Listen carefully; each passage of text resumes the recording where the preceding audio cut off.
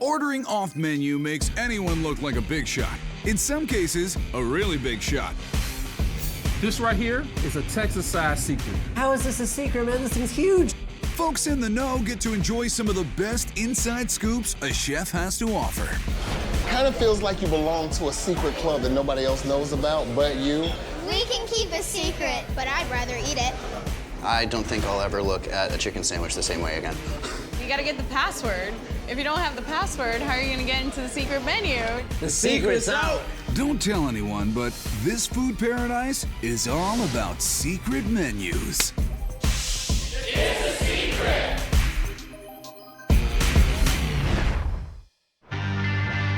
There's a tasty secret tucked away between Dallas and Fort Worth in the town of Bedford, Texas. But it seems like word is getting out. Every time I come here, it's pretty much an adventure. The secret menu is right on. Those in the know go to Rosacco's Soul Food and Barbecue. I'm the mayor of the city of Bedford. Rosacco does a great job. He loves to cook, he loves to eat, and he loves to share that with the people that come here. If you want something different and something unique and a whole bunch of flavor in your mouth, just come out and have fun. That's all I want. His greatest joy are the daily manager specials, like the Big Al sandwich. My fraternity brother was here. He was like, man, I wish I had a sandwich named after me. And I was like, I should name a sandwich after you, and we're gonna call it the Big Al. From such small notions, mighty sandwiches grow, often packed with special top-secret meatloaf. Everybody wanna know my recipe, now y'all putting it on national TV! He's willing to give up the identity of onions, celery, and breadcrumbs, but what could be in this picture of mystery? Oh, I can't tell you. It's Rosacco's. It's deliciousness. The secret to my meatloaf is me. He hand mixes till it's got that tender texture. You don't need no teeth to eat my beef. Oh, That gets panned up and shuttled to the smoker. Then it's on to meat number 2. Pork butt with the bone in. Has a little more flavor when you smoke it. Especially with a sweet pre-coat of molasses and maple syrup, plus a little spice blend. It joins the meatloaf in the smoking section. Secret is if you can do this and pull a bone out. Yep, done to the core. We about to make this tantalizing, vivacious Big Al sandwich. Torta fans will recognize Tulare bread, split down the middle and toasted with garlic butter. I add a little sauce to make it stick. We start adding the ribs. House-smoked rib tips, to be precise. Layered throughout, Texas toast. Now we add my hot links with a lot of love. And the stack grows with smoked bologna and more smokiness from Gouda cheese. Then we put the fried egg. While a skewer holds things steady, on goes smoked brisket and that smoked meatloaf. With this secret bourbon sauce, hell yeah. Pulled pork saddles up, followed by some fresh toppers. My red slaw, sauteed onions, fried green tomato. Add a foothill of fries and gaze in awe at the Big Al. This right here is a Texas-sized secret. How is this a secret, man? This thing's huge. Oh my gosh. Oh yeah, that's where it's at. That's so good. It's completely different, each layer. It's got great texture. It's just a little bit spicy. It's got a savory, like, sweet finish at the end of it. That barbecue sauce is something else. I'm going for a rib. Yeah. And the coleslaw and the fried tomatoes, it's over the top. The fries on this are really like a sponge for all the barbecue that's been on this. It's some of the best meatloaf I've ever had. Sorry, Mom. It's better than Mom's meatloaf. Another hush-hush item from the mystery menu, the shrimp and lobster loaded potato. A lady came in and she wanted shrimp. And she was like, man, I wish you had a lobster tail I could put on it. I said, I do. And when I brought it out, 6 customers saw it and it was like, can I get one? Secret step 1, dredging the lobster in a classified breading. I double dip. He gonna do it like this. I make sure it'll look good. That's gonna be some GBD luxury. Golden brown and delicious. The spuds themselves have a whole special thing going. It's different when you smoke a potato versus baking a potato. When you have the smoke flavor in the potato. Not just smoked, but loaded. On top of butter, I do my garlic butter. Butter on butter. Sour cream, spices, onions, and cheese. And then he really goes hog wild. Add the bacon, nice chive, my secret jalapeno ranch on it, my secret sauce. Rosacco is not exactly an open book about his recipes. Got a lot of secrets. See, you need all the flavors on this to make it taste like Rosacco's. If you try to do it by itself, it's not gonna work. Now for the strong finish. We're gonna go to the goodness. This fried lobster tail. And then we pow the shrimp. It gets 3 shots of secret sauces before heading out the door. This is my shrimp and lobster loaded potato, truly from my heart to your soul. The shrimp are spicy and yet sweet. The flavors, like, explode.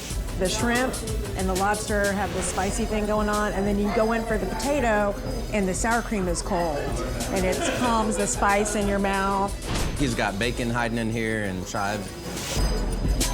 Every time I'm taking a bite of this, there's something else going on. And whether it's the lobster, shrimp, seasoning, potato, and yeah, it's a blast. I'm blown away every time by it.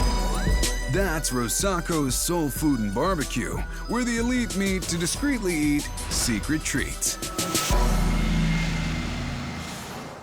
Open wide for this hush-hush chicken and mac biscuit beauty in Athens, Georgia. I don't know why he's keeping this a secret. This is amazing.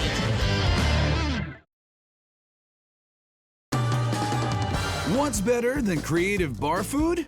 Secret creative bar food? To get down on the down low in Athens, GA, there's a certain hush-hush hideaway. I don't know that this is much of a secret. Hey, look around. It's a secret.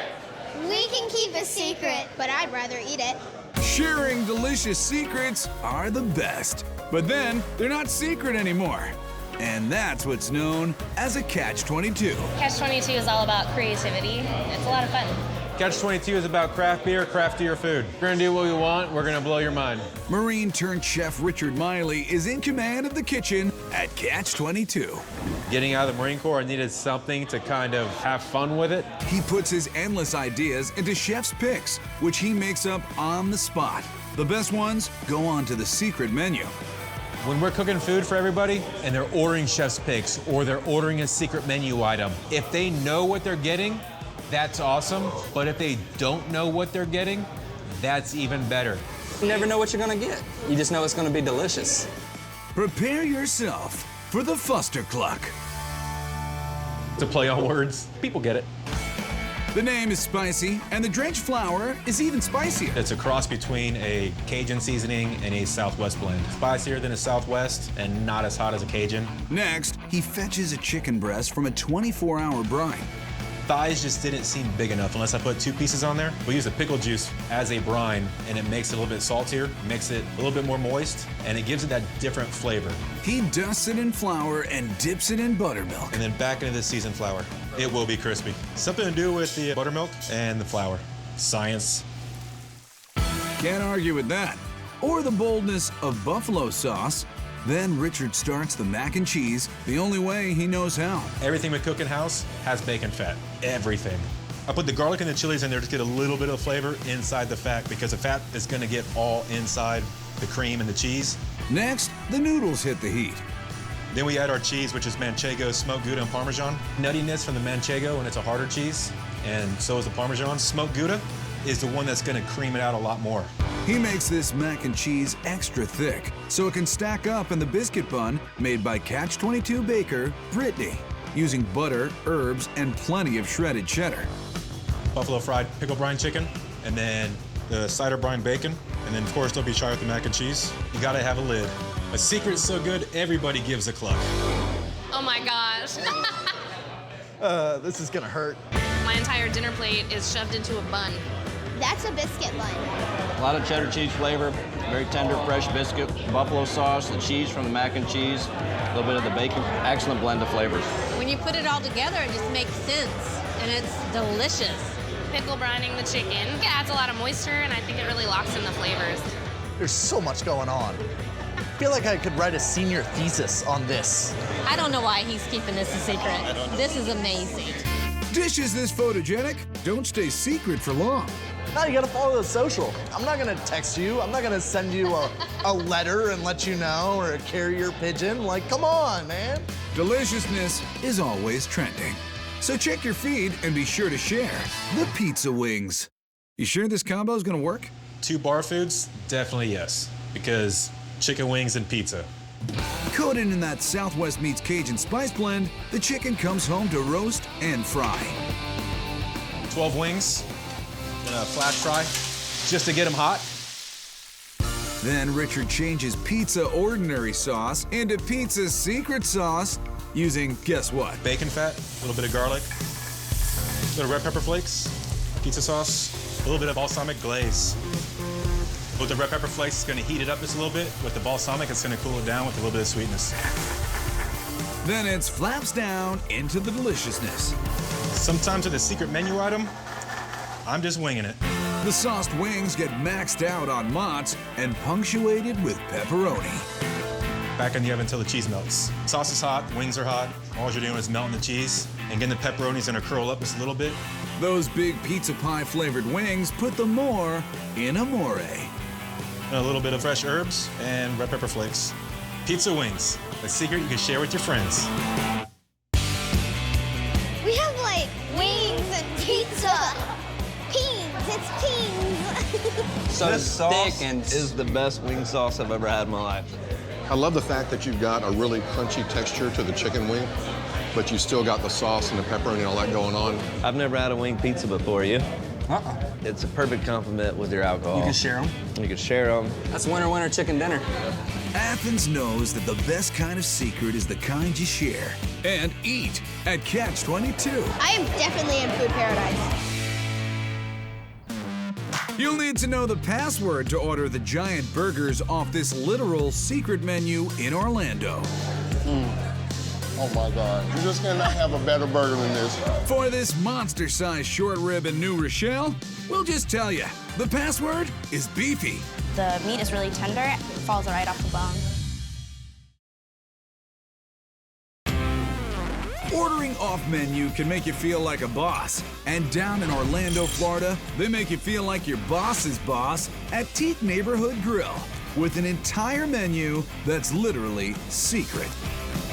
You come in and it's like a secret speakeasy, and if you know about it, you know about it, and if you don't, you don't. Kind of feels like you belong to a secret club that nobody else knows about but you, and you can get the best of the best food.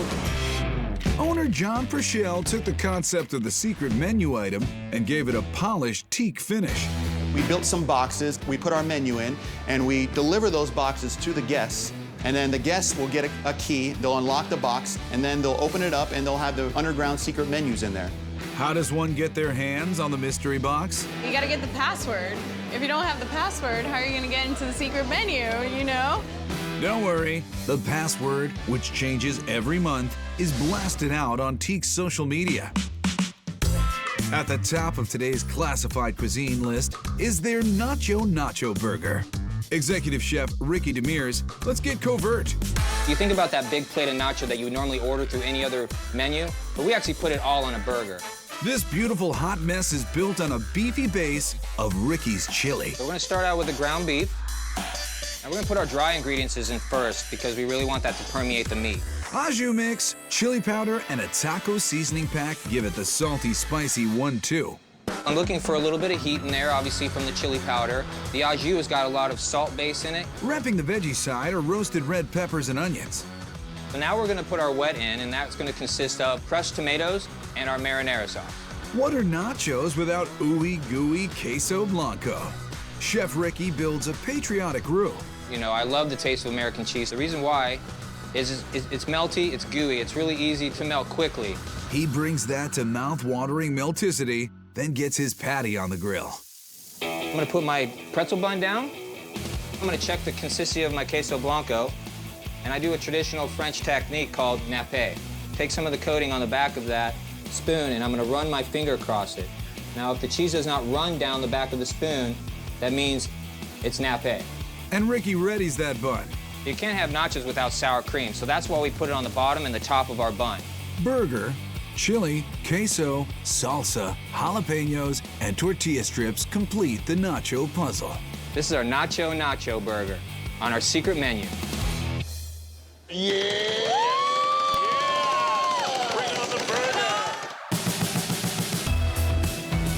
That queso cheese on this burger is literally covering it. I can't even see the burger right now, and I don't want to.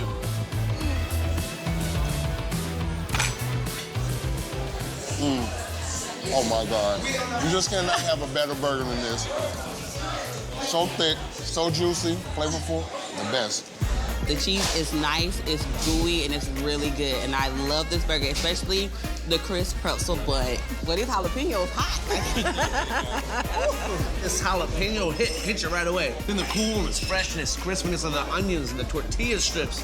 Lord have mercy. In this instance, it's good to keep secrets. I don't want anybody else to know about this burger. This next burger towers so tall, it's hard to keep it a secret. The password is the Idaho. Ricky deep fries fresh, thin-sliced Idaho spuds and sets the same burger and bun pair on the grill. He also tosses together a silky avocado coleslaw. If you really think about what's going on in the Idaho, you got coleslaw, you got American cheese, you got potato chips, ranch dressing. That's all of the fixings that you'll have when you're at a backyard barbecue. Once the house chips are done, Ricky loads 15 of them on a skewer. Then he stacks that backyard onto a bun. But I'm not done yet. More ranch.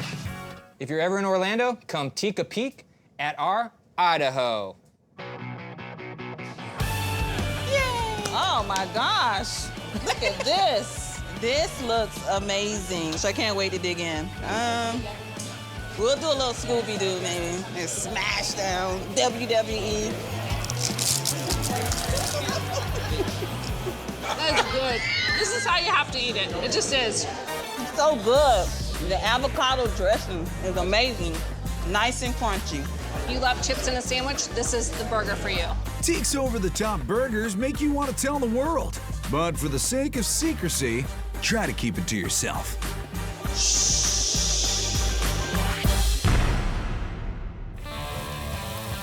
Sizzling secrets abound in the Big Apple bedroom community of New Rochelle, New York.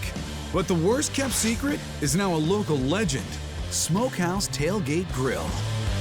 The moment you walk in the door, you know this is a special place. It's got a ton of personality, there's passion on every plate, and that's why people are in love with it. Credit owners Mike and Justin, who forged a friendship from food and football. A lot of our ideas come from tailgating out of parking lots around the country, and we tried to bring that feel back to the restaurant. They also agree some menu items need to play hard to get. Beef rib up. Secret menus will make people that come to Smokehouse feel more involved and part of the squad. It makes them feel like they know something that other people don't. You just gotta come in enough to know, and if you know, you know. But even the regulars never know exactly when they'll be able to get their next fix of the smoked jumbo short rib. The beef ribs aren't on our regular menu every day. These ribs are really big. They're way bigger than pork ribs, way bigger than St. Louis ribs. This is gonna have 3 bones on it. This is gonna represent 2 servings, so this is a monster rib. He tames that beast with a simple rub of salt, pepper, garlic, and paprika. Oh, and one more ingredient. Patience. Patience and just getting it in and out of the smoker at the right time. Patience is a virtue, but fire helps too. Really nice smoke coming off. I'm gonna put it on our bottom rack.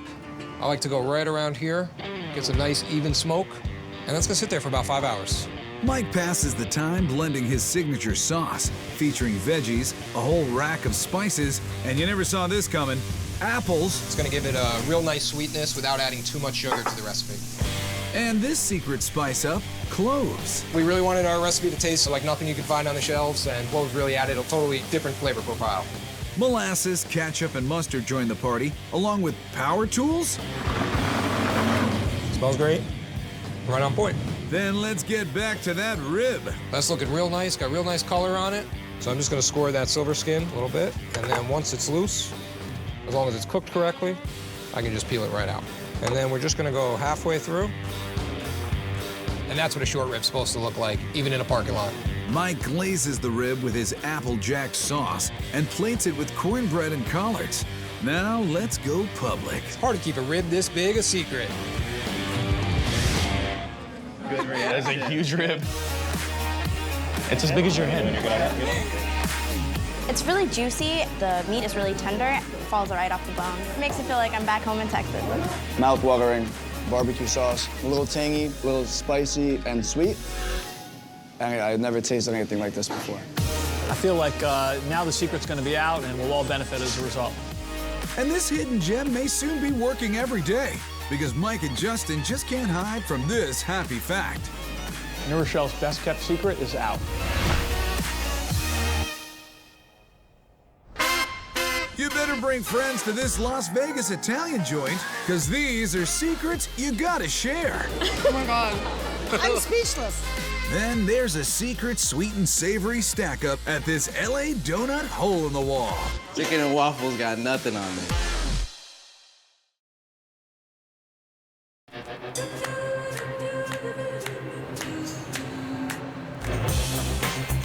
The inside scoop can really give you an edge in Las Vegas. And for the ultimate unadvertised Italian feast, don't worry, we know a guy at Carmine's. Executive Chef Michael Ingino. The original Carmine's opened up in New York City, Upper West Side, 1990. It is an institution in New York, and our goal is to make an institution here in Las Vegas. Everybody's laughing, talking, having a great time. You feel so welcome. It's fun. It's lots of fun. Fun people. Everyone's been lovely. And they really pull out the stops for those in the know. The larger the party, the better that you have a chance of getting all these secret items. So we came with a large group. Oh my gosh. But how do guests get Carmine's big bonus-sized off-menu items? Is there a password or a secret hand signal or something? They can go to the server and say, hey, we want that secret off-the-dish menu, that over-the-top lobster fry Diablo, or the double Titanic that we make. Wow, simple as that. Now gawk in disbelief at the bachelor party lobster fra Diablo. It is just such a wow dish. It's a showstopper in the dining room. Garlic gets this bachelor or bachelorette party started right. We just want to get it nice and toasted brown before we're going to add in the lobster. 8 pounds of Maine lobster to be precise. We get lobsters flown in 7 days a week from Maine. Those are where the big bad boys come from. Nice cold waters there. The sweetest meat, you know, super tender. He starts developing that spicy Diablo sauce with fresh oregano and chili flakes. We definitely want to toast the chili flakes off in the oil to bring out that heat. When roasting the lobster, this is the color we're looking for. This nice, bright orange-red color. It's going to release the most flavors right here. Michael deglazes with white wine and fresh clam juice. Then on to the red stuff, starting with 2 gallons of Pomodoro tomatoes.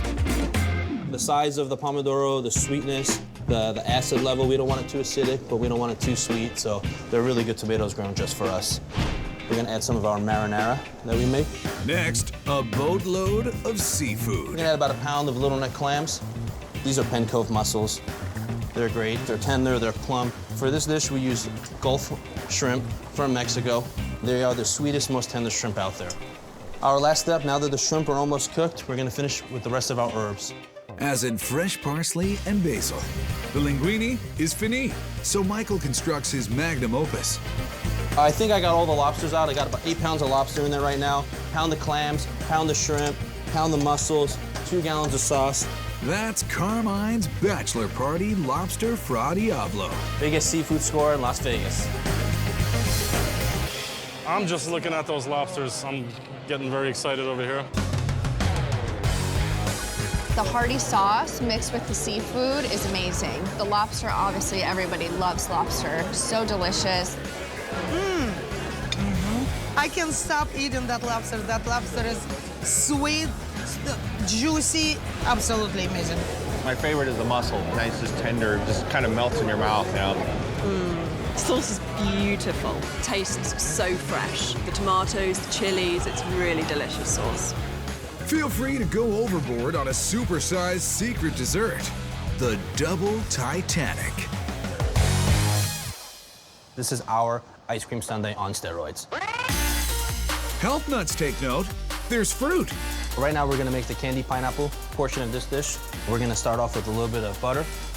We're gonna throw out fresh pineapple in there. A little bit of regular sugar, a little bit of brown sugar.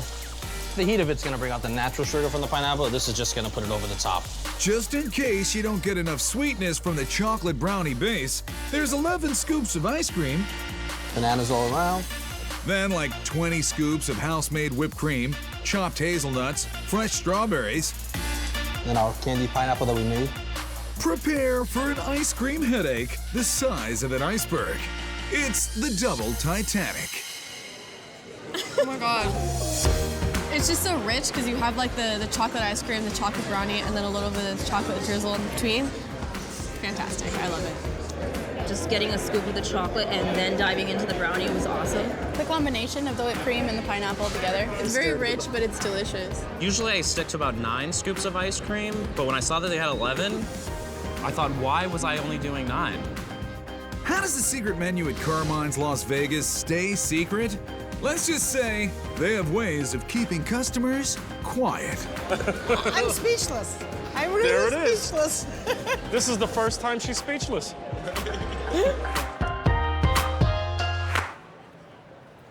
Off-menu offerings abound in the City of Angels, Los Angeles, California. But at Birdie's, downtown's donut destination, even the regular stuff is a bit irregular. Something about this neighborhood is really conducive to experimental stuff, and I feel like this is a really great microcosm of that. Birdie's features all kinds of crazy concoctions. From candied maple bacon donuts to donuts covered in edible 24-karat gold. Wow, this is what $100 tastes like. We're definitely putting a different spin on a traditional donut. You're like, oh man, this is cool, and I'm on like a little adventure, like you're a part of like a secret club. Insiders know to order an off-menu item created by one of the regulars, the breakfast sandwich DJ style. Hey look, it's DJ himself, about to drop the needle on some lunch. This sandwich is actually a foodie brainchild of mine. I kind of look at the menu, I see what I like, and then I mix and match how I like. Some places let you do that, some places don't. So he said, I want that chicken on that donut. And we were like, yeah, let's do that. Birdie's allowed me to be who it is that I am and be fabulous with the donut chicken sandwich. In this incognito concoction, it's not the chicken that comes first or the egg, it's the bacon. We add a little bit of sugar to our bacon just so we complement the saltiness of our fried chicken. After 15 minutes at 350, the candy crunch is loud. This is what takes it from a don't nut to a do nut. Here come the do nuts now. 100% all natural. We made a stand that we're gonna make our donuts from real ingredients. These are the freshest donuts in the City of Angels. Equally fresh, secretly seasoned chicken gets a 3-part pat down. We really want to massage that last flour in there to create that flaky crust that we look for in our fried chicken.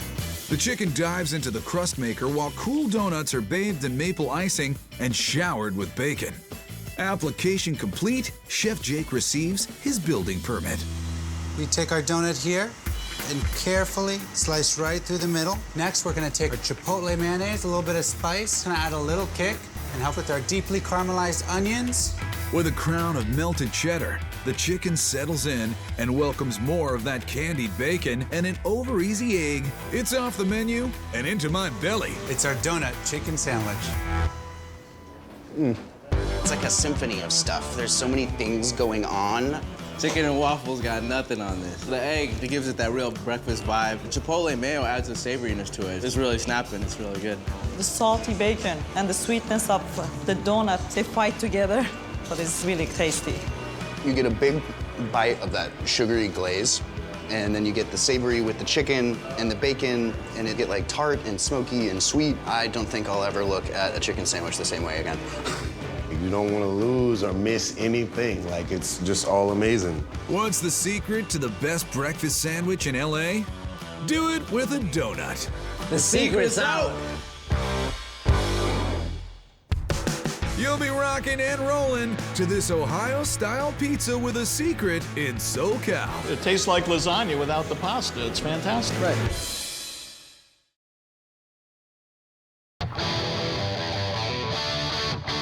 Here's an LA secret. The SoCal suburb of Thousand Oaks is a major hangout for off-duty rock stars. Dave Amato from REO Speedwagon. Hey, this is my buddy Chris Rawlis, and he's the drummer for Pat Benatar and Neil Giraldo. And that's Mick Mahan, longtime bass player for Pat Benatar. He's been wowing the crowds with his latest act, Parma Pizza. Mick is just a genuine guy who understands how to make pizza the right way. I've been on a world pizza tour for a long time. As I got the opportunity to travel on the road and go on tour, I had a lot of good pizza and a lot of bad pizza, and I decided to throw my hat in the ring. Mick named the place for his mom, Parma, and he's working it alongside his two sons. They're making traditional Neapolitan as well as classic New York, delicious Detroit-style pan pizza, and a new entry to our big book of regional pies, Ohio style. Hello, Cleveland. This is not very common in Ohio. It's like a loaf of bread with all these nice ingredients on it, but very simple and blue collar. It's not frou-frou. A hush-hush Ohio crust is the foundation for Mick's super secret menu item, lasagna pizza. This is your backstage pass. If you know about this, you come in and ask for it, we'll make it for you. The Ohio features one of 4 different doughs Mick makes every day. What makes this one special? This is a 24-hour proof on this dough here, so it's gonna have a lot of flavor. This is gonna be rocking. That dough par bakes so it's sturdy enough to handle Mick's secret recipe meat sauce. We are making Mom's Bolognese. This is very near and dear because this is the way we used to do it when I was a child. Beef and veggies combined with tomato paste and 2 differently prepared types of tomatoes. Inside scoop, bass player Mick is pretty picky about his garlic. Instead of chopping it up, I put it in a tea strainer. So this way I can control the amount of garlic that goes in here. That's my little secret. Mick also reveals his secret to building perfect pies. We're gonna start with the ricotta, and we're gonna do this kind of splotchy. You don't want to spread it around because it'll spread out once you start baking it and it gets at high temperature. Next comes plenty of Mom's Bolognese and just a smidge of fresh-cut basil. And this is gonna bring out the basil that we already have in our sauce. You cannot beat the taste of fresh basil on a pie. A nice dusting of shredded mozz, and that pie heads into the oven. 12 minutes later, and it's showtime. We belong with this pizza. We're rocking the secret menu with the lasagna pie. Oh, wow. Oh, my. Oh, my God. It's awesome. It tastes like lasagna without the pasta. It's fantastic. Right. It really is. I don't know what seasoning he uses, but it's over the top. It's better than any bolognese I've had before, and I'll tell you, the sweetness of the tomato mixed with the spice of the bolognese itself, and then the smooth finish of that ricotta, it's phenomenal. I love the crust. I love the crust. I love the crust, too. The dough is crunchy outside, but it's fluffy inside. That's the way it should be. And I'm gonna try to get them to put it on the menu, because I'm gonna want this more. I think it's genius that they put lasagna on a pizza. It's like the people who invented this probably graduated from Harvard Pizza School. No, grasshopper. The secret is having a degree of musical talent, which is the backbeat to the bissonette. We love the rock and roll pizza thing. My dad plays bass, I play drums. That is why we make the bissonette. It's named after the musical family, the Bissonettes, from Detroit. So it's Detroit-style pizza, which comes from a square pan. In the 1940s, the auto factory workers used to store nuts and bolts, any other things they needed, and they took these pans home, decided to cook with them. Here's the key to the Detroit-style crust. A bumper of white cheddar on the side. We want it to get very crispy and the cheese sticks up like little spikes. Plus mozzarella, roasted peppers, sausage, pepperoni, and tomatoes. That all comes standard, but folks in the know ask for a bonus cut of Grandma's meatballs. I can't tell you what's in them, but I can tell you what they taste like. Perfection. Meatballs taste very earthy. They complement the spicy sausage very well. A serious bake, then this Detroiter gets racing stripes. Finishing up, we're gonna do burrata and basil. Burrata cheese is like a really creamy mixture. It's almost like mozzarella and ricotta. It's almost like Grandma's doing the cooking. Sorry, Grandma. Your secret's out. Oh, again. His Detroit pizza is just like buying one in Detroit. It's unbelievable. Those meatballs are phenomenal, and the flavor, it just pops. I'm Italian. Mickey is the closest thing to my parents, like with marinara sauce, and the cheese he uses, just the way he cooks everything. It's amazing. I think a secret menu idea is really clever, because then it just expands what you can have. The biggest secret of all, for the best pizza in LA, let Parma hit you with their best shot. Rock and roll! It takes more than 30 tacos to make this top secret Houston pizza. I mean, it's breakfast, dinner, lunch, everything in one pizza. I love it.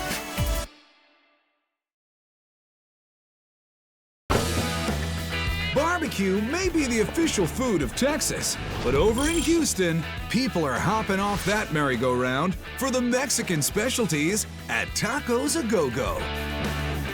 The real goal here was to capture the Mexican street culture that exists all around Mexico, and you see that in painted signs and the flavors of Mexican food. Like the ultimate Mexican street food, tacos, which are so authentic, they keep winning awards. I can eat maybe like 15 of them at one sitting, so I can just keep piling them in, and then I'm gonna go into a little bit of a coma afterwards, but I love it. People with the biggest appetites and some inside knowledge turn to this secret agent of flavor, the Titanic Taco Pizza.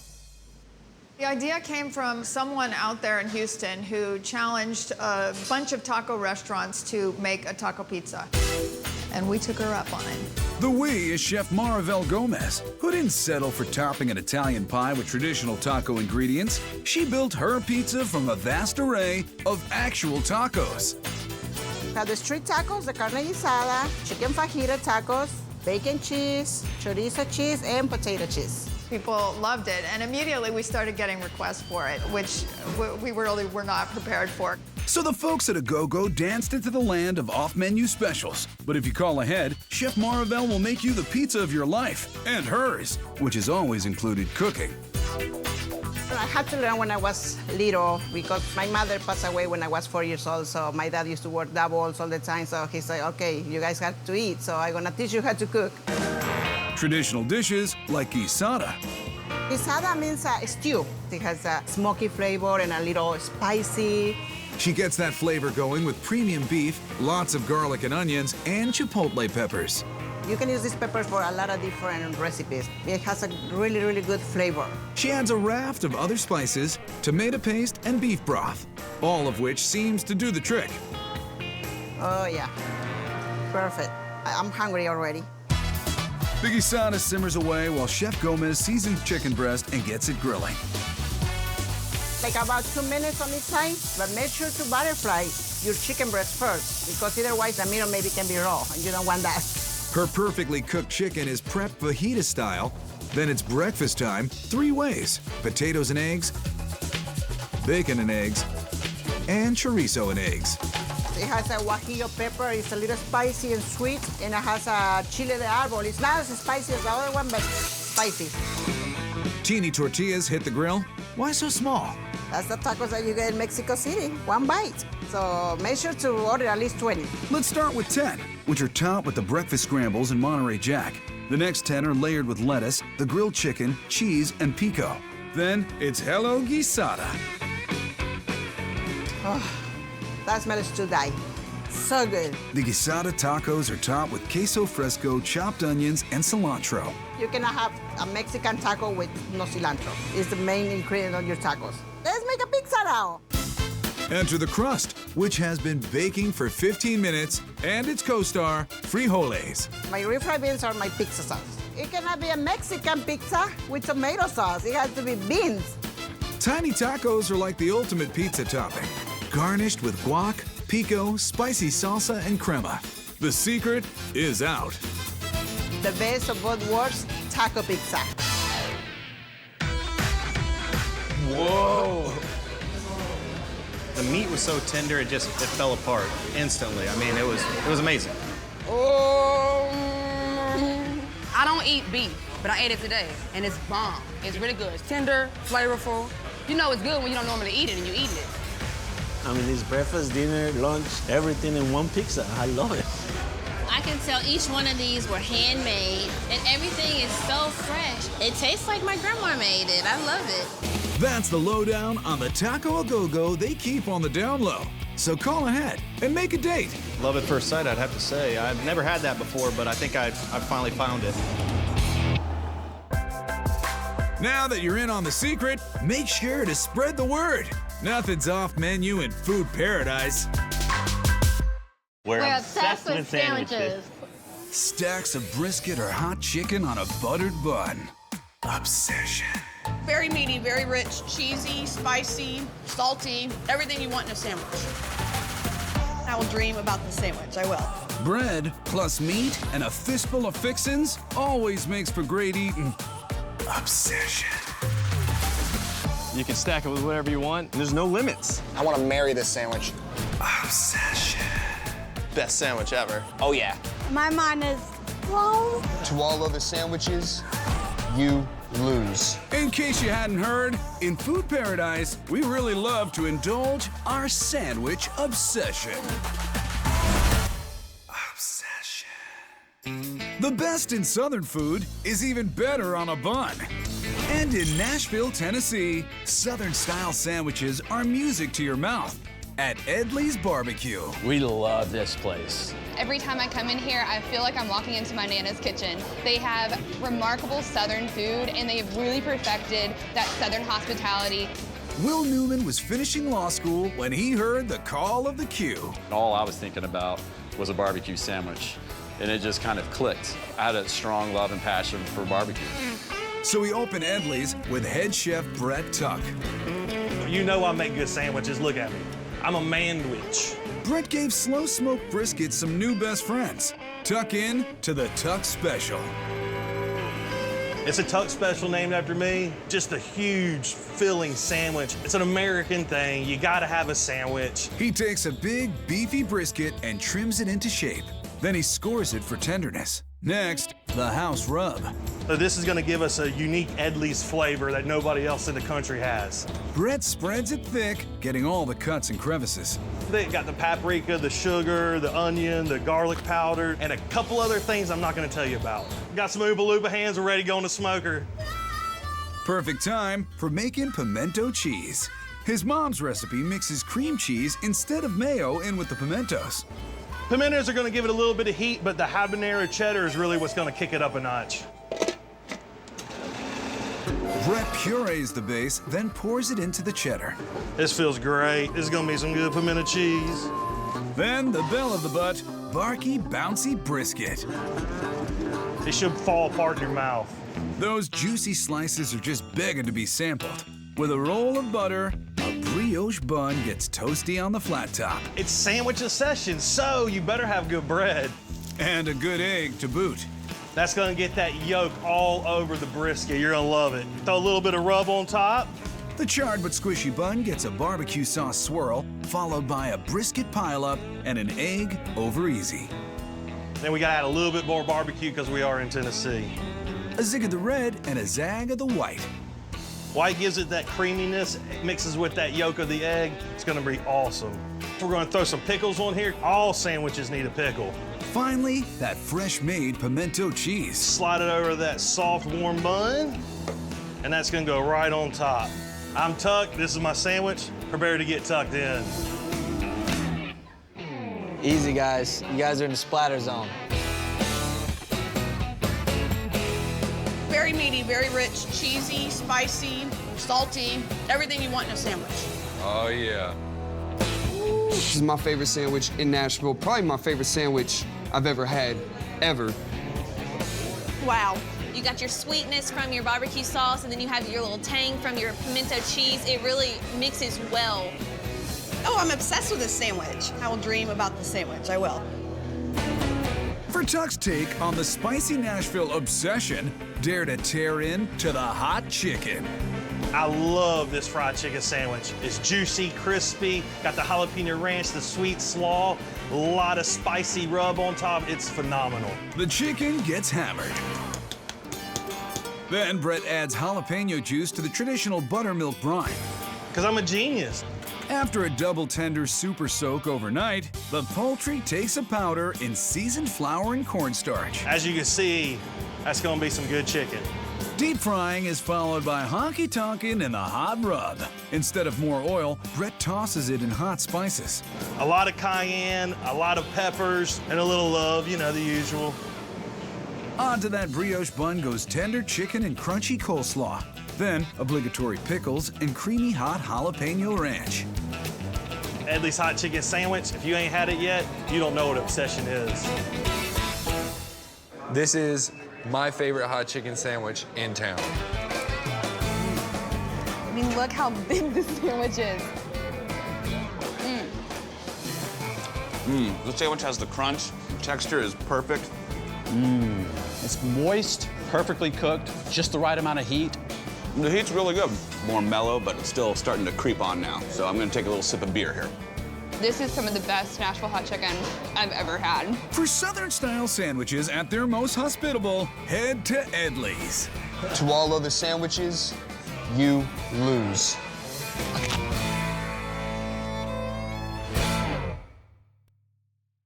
This Austin stop is singing a torch song for tortas with a Tex-Mex take on the banh mi. So you have a little bit of the spiciness with a little bit of tang. This is the yummiest torta I've had in a really, really, really, really long time. Every ingredient of a sandwich has to contribute to the common goal of yumminess. And in Austin, teamwork is making your wildest sandwich dreams work at Austin Daily Press. Cheers to tortas. Woo! There's just so much flavor on flavor on flavor on flavor on flavor. It just makes it, bam, in your mouth. It's run by the team of Chase Rushing and Dustin Neff, who are more than just co-owners. We're broners. Yeah. And TBH, these brothers from another mother are over regular sandwiches. Now it's all about tortas. It's the damn best kind of sandwich there is, man. You stack it with whatever you want, and there's no limits. Taste the torta difference in their most popular offering, the Lucille. Chef Reed Fatek is the MVP of ADP. This is our Tex-Mex take on a banh mi. It's built with the meatiest, juiciest pork possible. Slow-roasted braised pork. I start by trimming off some of this fat here. We actually save the fat because we'll use it to fry the spices for our braising liquid.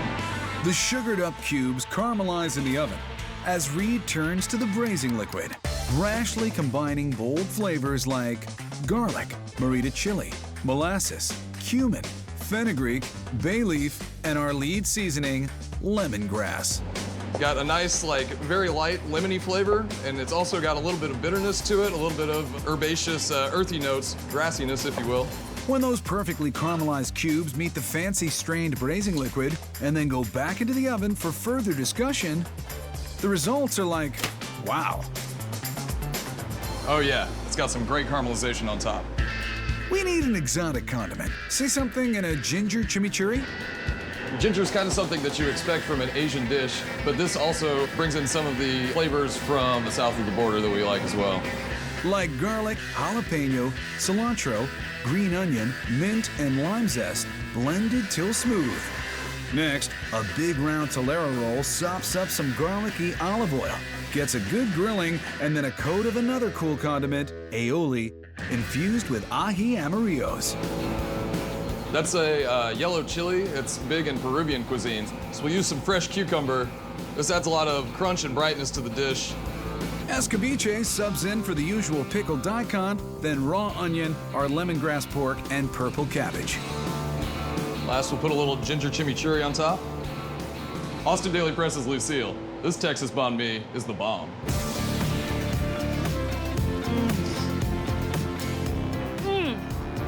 Oh my gosh. My mind is blown. Crunchiness of the vegetables, a little vinegar, a little sweet, spicy, tangy. It just hits every note. So you have a little bit of the spiciness with a little bit of tang. This is the yummiest torta I've had in a really, really, really, really long time. This is a lot of meat, a lot of sandwich. It's beautiful, it's a work of art. Like, it is best looking sandwich I've ever seen. I love Lucy. Lucille, call me, baby. That's sick. The next tour de triumph that'll really get your motor revving is the DeVille. The DeVille is driven by a coupe full of perfectly charred achiote chicken and more awesome rule-breaking ingredients like grilled pineapple. Having that char on the pineapple really brings out a lot of the flavor. Plus, charred stuff is great. We're in Texas, you know, you gotta have the grill on. And you gotta have some creamy queso sauce. Smoked poblano queso is definitely a signature item for us. You really can't do Tex-Mex without queso. Fresh peppers, garlic, and herbs flavor a creamy base that is then strained and fortified with smoky roasted poblanos and chunks of cheese. Yes, once we've got the cheese soft, we use the immersion blender to get it nice and smooth. Get this DeVille to the assembly line. Next, we'll slice up this grilled pineapple. Like the slices nice and thin, so it gets melty on the sandwich. Same with our achiote marinated chicken breast. Next, we do plantain chips. These add a really nice texture to the sandwich. Kind of keeps with the tropical West Indian vibes we got going on here. We drown the thing in queso. We toss our red cabbage salad in a lime and fennel vinaigrette. And a final crumble of queso fresco. It's almost like a finishing salt, but of course, it's cheese too. Kiss the top bun with our ginger chimichurri, and speak of the DeVille. It's amazing. I love it. Like the pineapple's the first flavor that you get, and then the crunch of the plantains, the tanginess of the chimichurri sauce, and the chicken's so tender. My favorite part about it is the char and the chicken. It's fantastic. It's a flavor explosion. I've got sweet, I've got spicy, and the flavors come together, and it's just, I mean, I want to take another bite and not keep talking. Extra, extra, eat all about it. Central Texas sandwich lovers all subscribe to the Austin Daily Press. Austin weird. This California pizza joint has 3 tasty words for you. Lasagna, grilled, cheese. Look at that. Ooh, this cheese. And Texas sandwich style makes its way to Jersey City in these barbecue beauties. It's really cheesy, but there's still like a smoky flavor as well. Feels like a party.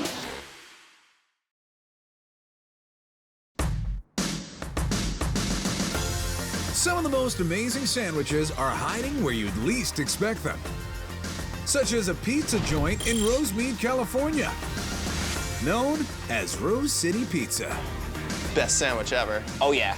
The food is awesome. It is so creative and it is outstanding. I love it.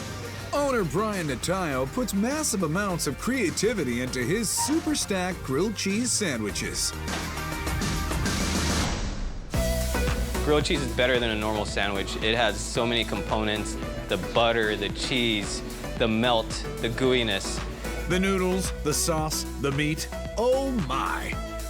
Could it be a lasagna grilled cheese? People usually have lasagna with a side of breadsticks. I was like, why not combine the two together? It was a perfect marriage. Here comes the saucy bride. Brian fries bacon and garlic and onions, then adds ground beef and crumbled fennel sausage. This lasagna has a meat trifecta: beef, sausage, and bacon.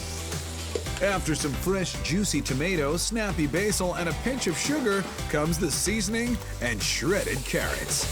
I love caramelized carrots, and I want to incorporate it into our lasagna. He rounds out the thick sauce with ground tomatoes and ricotta cheese. We add the ricotta right into the sauce because it gives it a nice, creamy texture. Now to layer the flavors. Lasagna noodles, lasagna sauce, a little bit of cheese. Not a little cheese, a lot of cheese. A good lasagna needs lots of mozzarella because people want that stretch. When it's 4 stories tall, a final noodle layer holds all the gooiness together. It has so much cheese, the cheese will boil over if we don't seal it up. While it bakes, Brian prepares to introduce lasagna to the loaf of its life, homemade sourdough bread. Our grilled cheese is the greatest thing since sliced bread. He paints them with butter and adds 3 coats of cheese, mozz, parm, and ched. Then oregano and an oven go. And let's put lasagna in there. No. This is the outside. It's gonna be a nice crispy cheese on the outside. So I'm gonna flip it, I'm gonna sauce it, I'm gonna cheese it. Oh, and then the lasagna. This is a monster grilled cheese. Open up for the final meltdown. Rose City Pizza's lasagna grilled cheese sandwich. 2 comfort foods melted together. Look at that. Ooh, this cheese. Oh, yeah. Wow. I shouldn't eat all this, but I think I'm going to. Good. It's just a mouthful of flavor. I mean, I don't think I've ever had lasagna with bacon in it before. Hold me back. You got it. This is so good. 3 meats, 3 cheeses, all good things come in 3s. Super cheesy. The more cheese, the better. This is some of the tastiest bread I've had on a sandwich, possibly ever. The best lasagna I've had in my life and the best grilled cheese I've had in my life put together. Lasagna's a whole different spin on it. This is really gourmet. It's more fun. This is great. Yeah, this is a very fun sandwich. Feel the love at Rose City Pizza, where long-term relationships are built on enormous grilled cheese sandwiches. I want to marry this sandwich.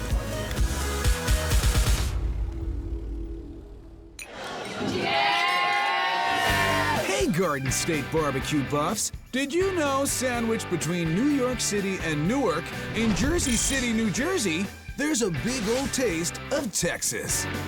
Whenever I miss Texas, I come here, literally feel like I'm in Texas every time. San Antonio meets the Sopranos at Jersey's home for Texas-sized sandwiches, South House.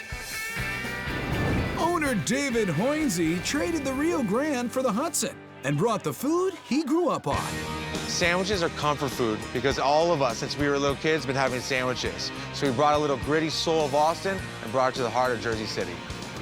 And not even Springsteen himself could deny the crowd-pleasing power of the brisket mac and cheese. Mac and cheese and brisket are 2 of my favorite dishes growing up. So we put it all together on one big sandwich. Let's meet the lucky winner of today's rub down. We use a dry rub because it barks it and it holds all the juices inside as it caramelizes the brisket for us. This delicious dust features 13 spices and herbs, including cayenne, ginger, and nutmeg. This rub is actually passed down from my grandfather. We call it here at South House, Grandpa's Rub. While that heads off into the smoker's lounge, part 2 of the sandwich gets sourced. If there's not butter in it, it's not mac and cheese. Flour is gonna thicken it to a cheesy, gooey sauce. Starring everyone's favorite velvety American cheese. This is a one-of-a-kind cheese. It's the basis of our mac and cheese. He heats it up with a little Dairyland kick. This is pepper jack, so it adds a little bit of spice. Then suddenly, he's macking. The ridges on this macaroni hold all the cheese to it. Brisket emerges from the smoker, and it's a beauty. Nice crispy bark all the way around it, and all the juices are all still inside. It's perfect. He slices, then chops that bountiful beef. We keep all the love in it. We keep the bark, we keep the fat, and we keep the meat. His barbecue sauce is a ketchup-based number packing sweet molasses and tangy apple cider vinegar. It's more of a sweeter barbecue sauce. Meat piles on a toasted brioche bun, but don't look for lettuce and tomato. In Texas, mac and cheese is a vegetable. Saddled up with fries, it's a sure thing. Southern comfort on a plate. South House brisket mac and cheese sandwich.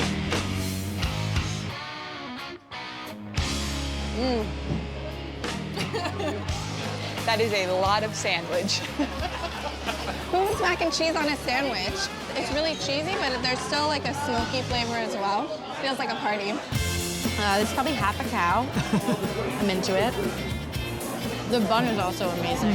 Buttery, a little crisp, and very soft. It's like cheesy, meaty, buttery goodness. You have that like sweet, savory with the cheese and the sauce and everything. It's just perfect. Barbecue heads north just to be a part of the large as a barge sandwiches at South House. It takes a lot to get a New Yorker out to New Jersey, but for this, we'll make the commute. South African-style chicken and sausages make for crush-worthy Sammys in Atlanta.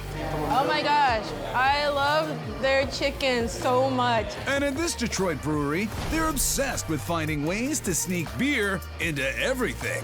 I mean, this is like a savage, dominating egg brat burger.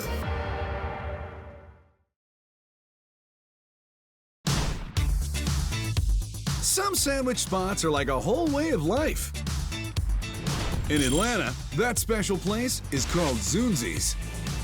I think my favorite thing about Zunzi's is the culture of Zunzi's. I always felt like I was at home here. I would eat Zunzi's every single day. Zunzi's may just be a sandwich shop, but for me, it's not that. Zunzi's is the vessel for me to achieve my life purpose, which is to help other people and inspire other people to become the best version of themselves. Zunzi's allows us to do that. Cool. One obvious Zunzi's difference, a menu inspired by the cuisine of South Africa. Filled my tummy, but it also filled my soul when I was there, and that was something special. One of their most epic Gatsbys, that's South African slang for sandwiches, is called the Godfather. So 3 meats on one sandwich. It's the Godfather. It's a sandwich you can't refuse. Meat number 1, a local link. We're known for our sweet smoked sausage down in the South, so that's what you've got here. You've got very traditional South African boerewors sausage. Oh, what a wurst? South African boerewors sausage, AKA the booty roll. The sausage is seasoned with things like nutmeg, coriander, and allspice. We're gonna let that sit and cook. We're looking for about 10 minutes on each side. Now pay attention. Chris is gonna show us how to make Zunzi's famous chicken. Its juiciness is legendary, and the marinade is simple. Basically, olive oil, mustard, and lemon pepper. So the best way to know if you've properly marinated the chicken is when you're pulling it up, there really isn't any marinade left. Really, it's all about the foil wrapping. And you're gonna make 2 smokestacks. That's gonna allow the chicken to breathe to get that extremely juicy chicken that we're looking for. How long does it bake? That depends. We really do not like working with timers. All of our food is different, so we're constantly checking the temperature of the chicken to make sure it's right on the money. It's perfect. A house-baked roll gets lined with romaine leaves, tomatoes, and provolone. It's gonna allow all that heat from the chicken and the sausage to melt that cheese. He ladles on South Africa's version of marinara, called Sheba sauce. Now we top it off, a little bit of Parmesan cheese. You got a lot of different flavors going on here. The Godfather, a little bit of South Georgia and South Africa in one sandwich. Oh my gosh, I love their chicken so much. That sausage definitely screaming the South. I like how there's 2 different sausages in here because you never know which one you're getting when you eat it, and it's kind of a surprise. I like the bread. It's crispy, still holds its integrity. It's good for sopping up sauce. Sopping up sauce. You haven't been truly Zunzified until you try this spicy yet comforting South African street food classic, bunny chow. It's the sandwich that is a sandwich that isn't a sandwich. It has that sweet to that spicy and it's dynamite. As the name suggests, bunny chow features a garden full of fresh vegetables. I'm just gonna take the metal tray, I'm gonna stick it on top and I'm gonna let it steam. The curry sauce combines a traditional brown gravy with the Sheba. Then William really goes to Cape Town. I'm gonna take some of these garbanzo beans, garlic. We call this the Mustafa seasoning. This is where all that curry flavor is going to come from. It has a lot of robust flavors in there. It is killing the game. And he's got a little something for those veggies on the grill. I'm gonna take some of this very, very, very spicy seasoning, put it on top of that just like that. I'm gonna take these nice vegetables, throw it right inside my curry. Then there's danger. Bread ahead. I'm gonna take my knife, cut the loaf, hollow it out. The bowl-shaped bun gets lined with house-made hummus. It's gonna kind of fortify those walls in there. I'm gonna take my last seasonings and I'm gonna throw them right into here. I'm gonna whisk it up. Watch me whisk. Watch me nay-nay. That was for you. Watch him load that bunny chow bowl. It doesn't matter if it gets on the sides. It's a beautiful dish. Don't forget that famous Zunzi's chicken. It's so fresh and it's so tender and it's so juicy that if you're coming in for the first time, come in for the chicken. Here's the ultimate Georgia-South Africa mashup, peach chutney. We'll throw some onions and peppers right on top. Bam! Street food, South African style, at Zunzi's. This is street food, just having this whole thing like this? I need to go there. A little too spicy for you? You say that. I feel my pores dilating a little bit. This bread is really good. I'm on fire. Yeah, it's pretty spicy. This is one of my favorite things, though, is seeing how spicy I can tolerate. It just hurts enough to be good that it's not like I can't eat this. It's like, man, that was hot. Let me get some more of that. Back to the original question. What is it that makes Zunzi's sandwiches so special? You don't need to label it. Yeah, don't label it.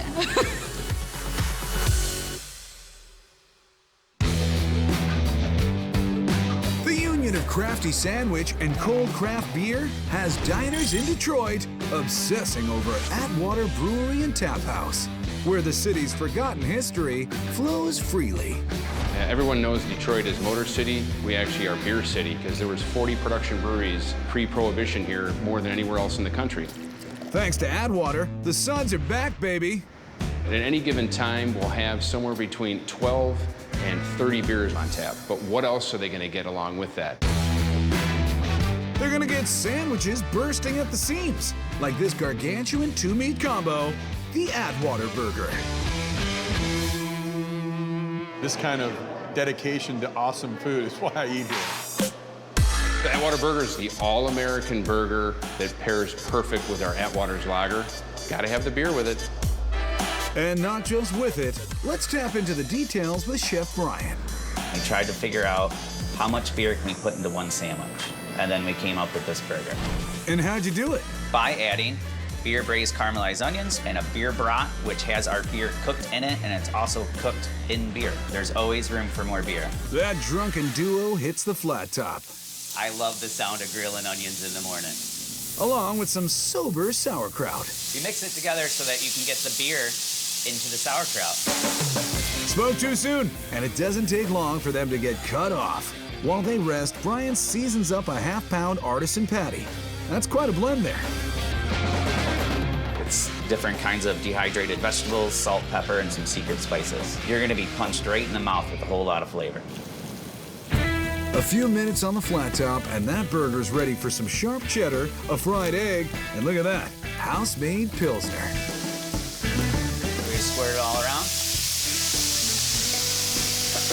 Get it steaming to baste up the top of the egg a little bit. When in doubt, more beer. Brian removes all doubt with a toasted bun and a mustard made with, you'll never guess what, beer. There's a lot going on in this burger. You're gonna get a big mouthful of juicy flavor. We're gonna top it with our caramelized onions and sauerkraut, and we put that nice beer brat right there on top. A little more mustard, top it with the bun. Be prepared to show your ID. Now this is a sandwich to be obsessed with.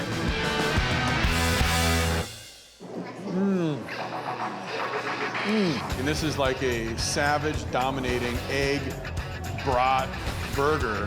That is enormous. Can you even pick this up without help? The burger itself is just best in Detroit, and then the cheese, the egg, everything goes together. This is the most delicious burger I've ever had. It's a little bit messy. You're gonna need a napkin or a shower after you're done eating it, one of the two.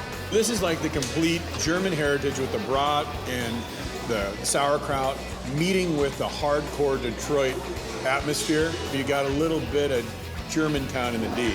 You know you've had a good sandwich if you've got yolk on your glasses. Broths and beers, welcome to Detroit. They're ready to feed your sandwich obsession at Atwater Brewery with something cold to knock it back with. This one's for you, Detroit. The best part of waking up is making every day feel like a Sunday morning in Brooklyn. The bun is soft, and then you have the crunch of the chip, and the eggs are so beautifully soft and scrambled. I think it's revolutionary.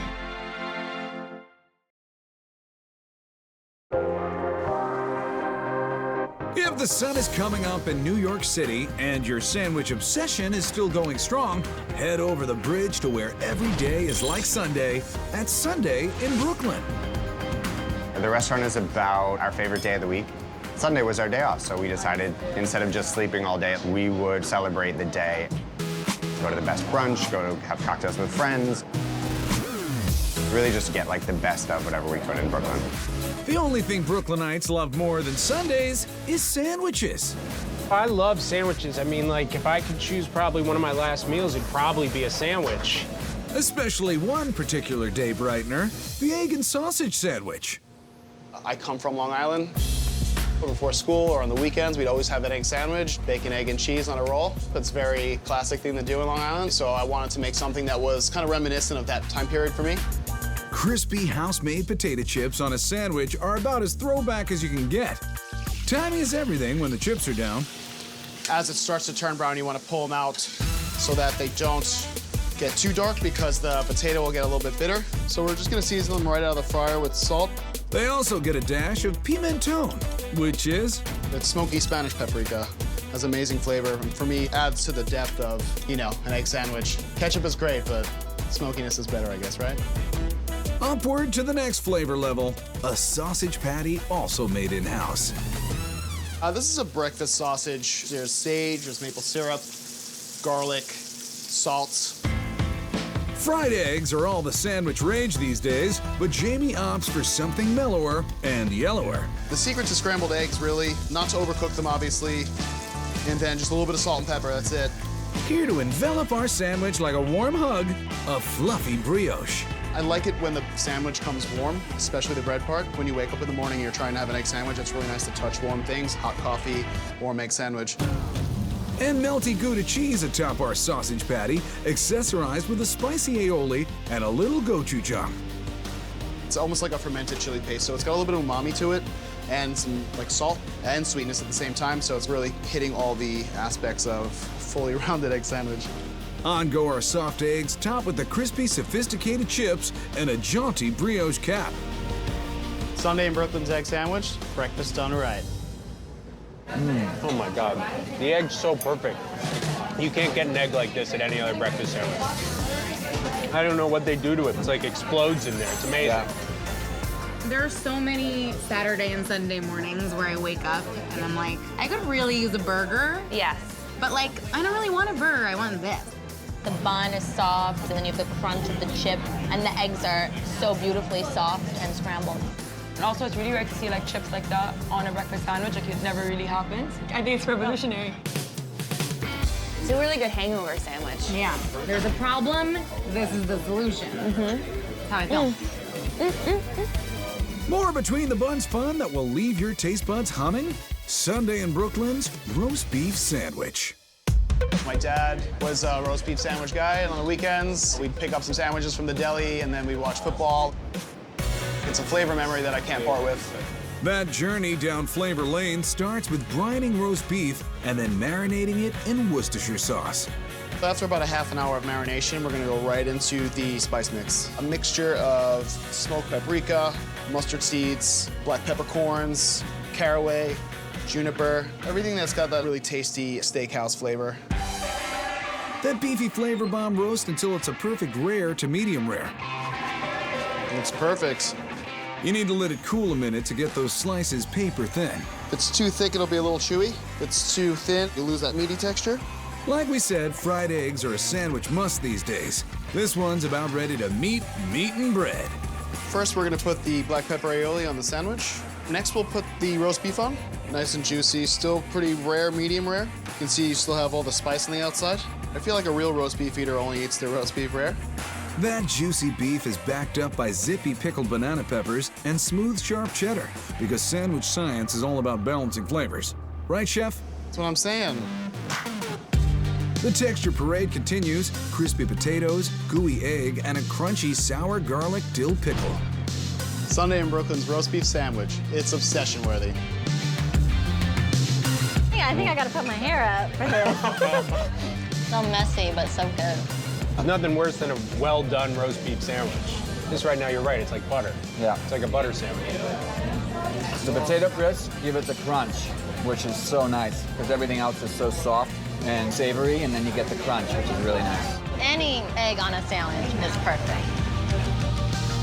For a sandwich as welcoming as the weekend, head to Sundays in Brooklyn. Any day of the week. We're obsessed with sandwiches.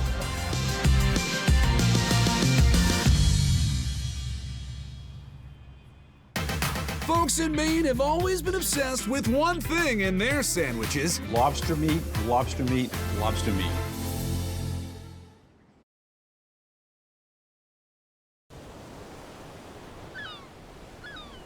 Sandwiched between two lighthouses on the rocky shores of Cape Elizabeth, Maine, is a love shack to one of the best loved crustaceans in the nation. The Lobster Shack! Woo! In a region known for lobster, you have to be doing something pretty incredible to stand out. The Lobster Shack does just that by serving some of the best, dare we say, obsession-worthy dishes for generations. My grandparents, Jim and Ruth Ledbetter, bought the property in '68, opened it as the Lobster Shack in '69, and it's been in our family ever since. They have a wicked good lobster roll, followed by whoopie pies. We like to keep it simple because people like Maine lobster just the way it is. It's delicious. A wonderful meal with a beautiful view. The Lobster Shack's have to have is their luscious take on the area's iconic sandwich. How about a drum roll for the lobster roll? It's our signature dish. It's one of the things we're most famous for. Why? Because lobster, as fresh as they come. I think one of the big reasons people enjoy our lobster rolls so much is that they're simple and very fresh. Customers get to choose their own lobster if they want, but be warned, there are a lot of lobsters to choose from. They're all the traditional Maine lobster that everybody wants. They catch all the lobsters right out front here in Casco Bay. The cooking method has a quaint, old-fashioned hook. We have an old-style bait bag that a local fisherman has knitted up for us. From here, we put them in the lobster cooker. Jeff boils them in plain water until they turn as red as a sunrise on the Atlantic. Has to do with the pigment in the shell. For the lobster roll, all we use are the claw, knuckle, and tail meat. It's the best meat, it's what everybody wants. We just use the good stuff.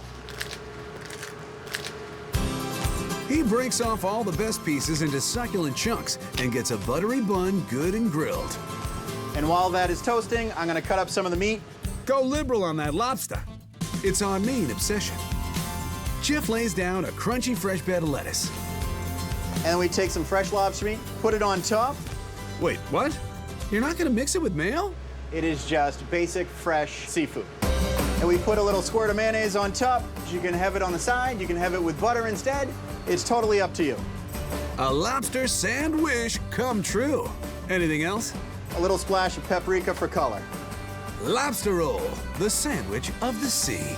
The Lobster Shack, that's how I roll. And here it Yay! is. This is a true Maine lobster roll. Lobster meat, lobster meat, lobster meat. It's very fresh. The lobster is super tasty. Very, very good. The freshness of the lobster and kind of the sweetness of the mayonnaise on top of it. It blends perfectly. The lobster roll is bursting in my mouth with flavor, and I love it. The bun is a bit crunchy, so it kind of contrasts well with the softness and the freshness of the lobster and the mayonnaise. Very lobstery. Yeah. Woo! The best thing to have after Maine's iconic seafood sandwich is Maine's iconic dessert sandwich, the whoopie pie. It's more of a cake and frosting sandwich. Legend has it that school children who had them packed in their lunches would open their lunchbox and say, "Whoopee," when they saw them. And who can blame them? Let's make whoopie. Jeff combines flour and sugar with his grandfather's special fudge cake base. So now that we have that mixed up, we'll add some water. And then last, we will add some eggs. The chocolate batter gets the scoop on a traditional whoopie pie pan, then into the oven. They look incredible. They've cooled off. We can turn them over and we'll fill them with baker's cream. It is bakery fondant, shortening, and water. With his whoopie pie piper loaded, Jeff injects a filling of maxed out sweetness.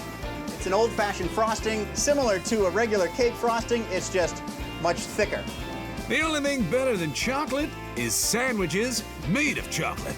I only have two things to say. Whoopee! Pie. Whoopee, whoopee! Almost like an ice cream sandwich, but giant and really homemade. It's very chocolatey. The cream is very sweet without being heavy. It's very light. It's like a pillow. It's my favorite dessert. The cream inside of this whoopie pie is really thick whipped cream, and it's very sweet. Whoopie pie is super delicious. Best ever kids treat you ever enjoyed as a grown-up. Messy, but really good. Make like the tide and roll on into the shack. The Lobster Shack on the gorgeous coast of Maine. Come for the lobster roll, stay for the whoopee. I'm gonna steal a Pete. Awesome. Remember, the only cure for your sandwich obsession is a steady diet of food paradise. Extreme food, yeah! Sometimes too much is not enough. This could feed my family of 5. I'm a big boy, and that's intimidating. These are the dishes for those who want a little more, as in more massive and more delicious. I've never seen anything like it before. Wow! Not only is it extreme in size, it's extreme in flavor. Oh, I can't get my mouth around this. This is the most extreme taco I've ever seen. You'll see, bigger is better and bolder when food paradise goes to the extreme. Oh my gosh.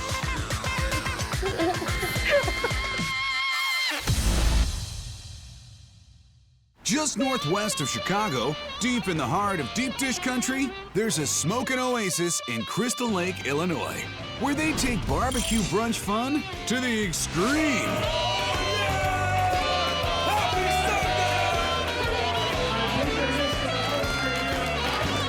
Crystal Lake Rib House. You know, this Crystal Lake Rib House really brings barbecue to the far northwest suburbs, and I don't know what we'd do without it. If I had a second religion, it would be barbecue. Owner Dave Pacone lovingly takes slow-smoked favorites to radical new heights. Here's what I love about extreme food. A, I love the visual impact of the customer when they see it. B, I love the challenge of it. And the greatest thing about it is it really brings people together. Better bring a bunch of besties if you want to topple this Bloody Mary food pyramid. They call it the Mega Mary. It's a Christmas tree of food. It's shocking. Its components are basically barbecue. The adventure begins with baby back ribs. I believe it's the best rib there is. A simple rub gets them ready. I use seasoned salt, black pepper, and garlic powder. It just accentuates the flavor of the meat. Doesn't change it, it makes it pop. After the coating comes the smoking.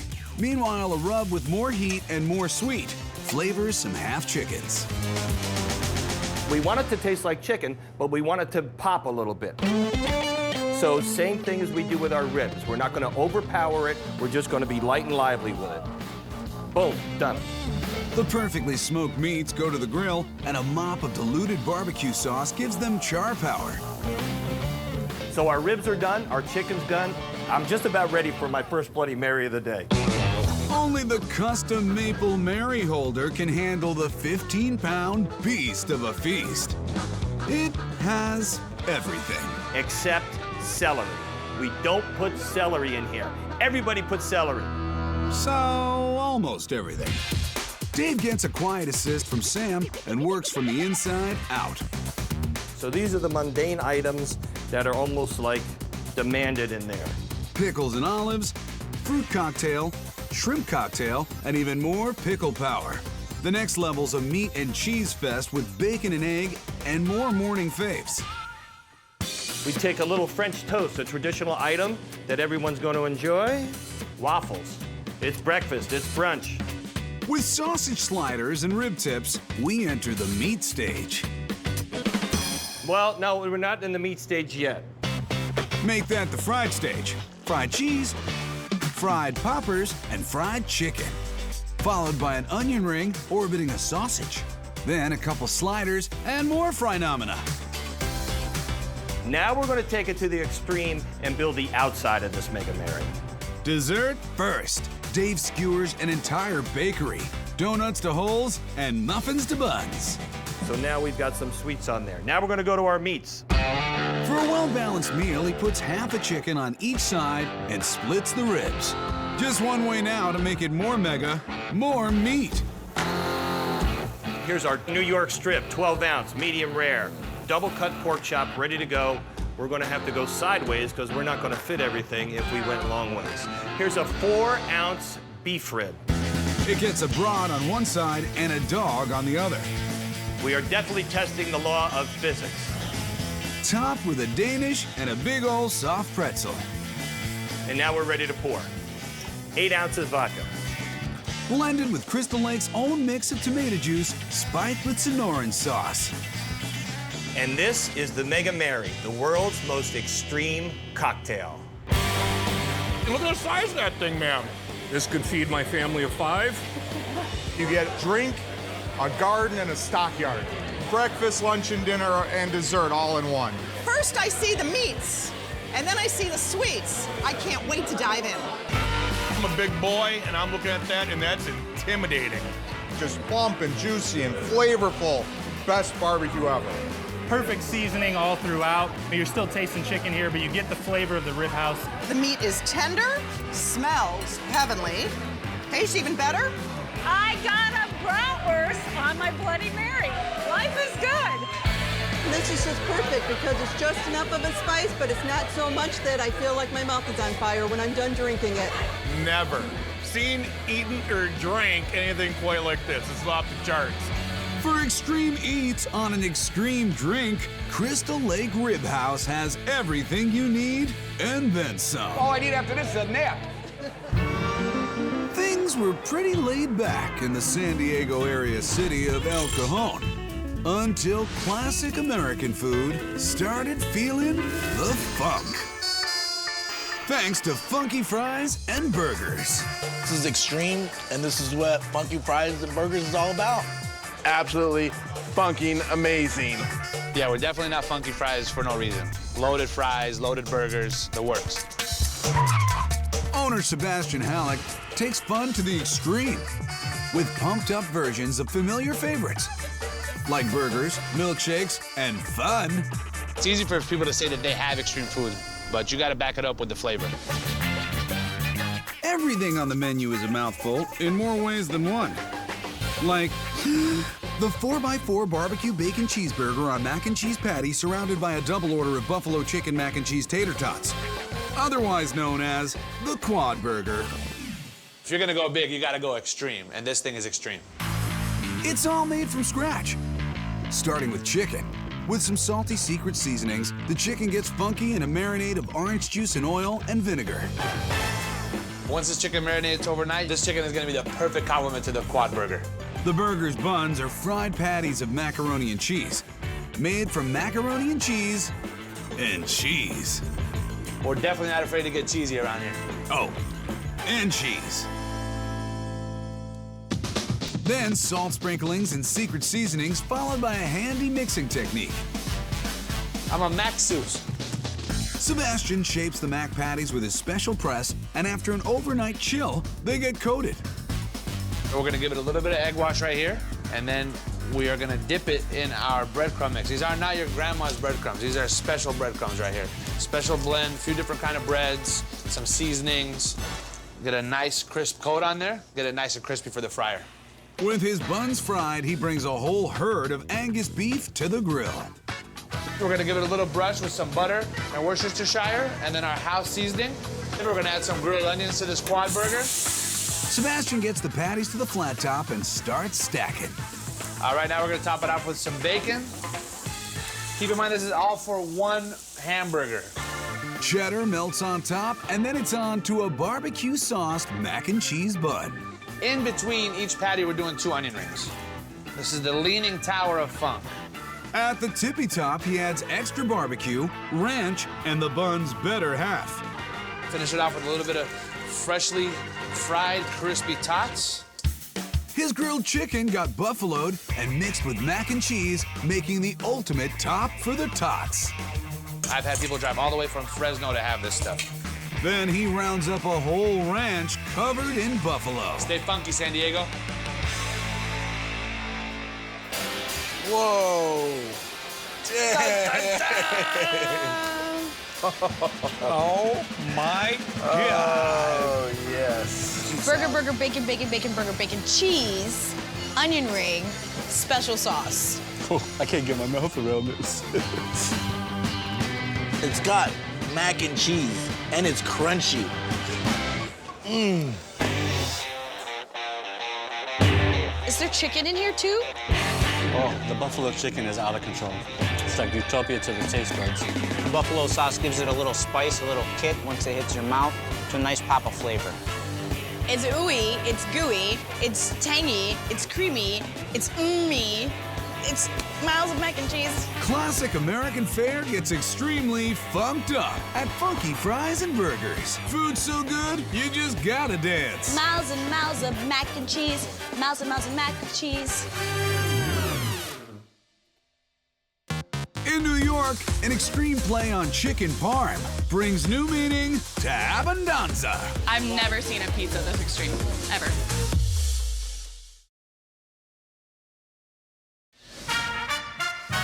How do you say extreme eating in Italian? Mangiare estremo. And in Oceanside, New York, that phrase is synonymous with noble kitchen and cocktails.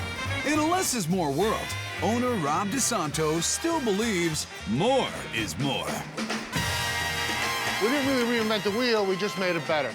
In reality, it's just all comfort foods that we grew up eating and flavors that we all knew growing up, and just put them into more of an extreme form. Like in their awe-inspiring stuffed chicken parm pizza. Often imitated, never duplicated. We were the first ones to make it on Long Island, and now there's about 20, 30 different places that are making it. So imitation is the highest form of flattery. This pizza is really a mountain of delicious penne alla vodka pasta and gooey cheese surrounded by a shell of crispy, juicy, organic chicken. So the chicken parm pizza, there's no dough to it. It's actually all chicken, so the crust is the chicken. Amazing! The kitchen at Noble Kitchen is the playground of Chef Pier Luigi Sacchetti. Everybody's called me Gigi, so I'm Chef Gigi for you guys. Gigi knows the extreme food business is about more than bigness. Extreme food is not the one that just coat your eyes and that's it. It's a dish that you dream about it. How do you even tackle a dream this huge? Let's start with the chicken crust. The first things we're gonna do, we're gonna cut our chicken breast. I'm ready for it. When Gigi chops chicken, it stays chopped. The second step we do is we are gonna put the chicken breast, which is already a little cut up, in the food processor. The minced chicken meets a secret blend of Italian seasonings and a variety of strange noises. I love to make my food with love and sound effect. It just tastes better. We put the plastic on top. Boom, boom, boom, boom, boom. Looks about done. But don't you need two of them? Et voila!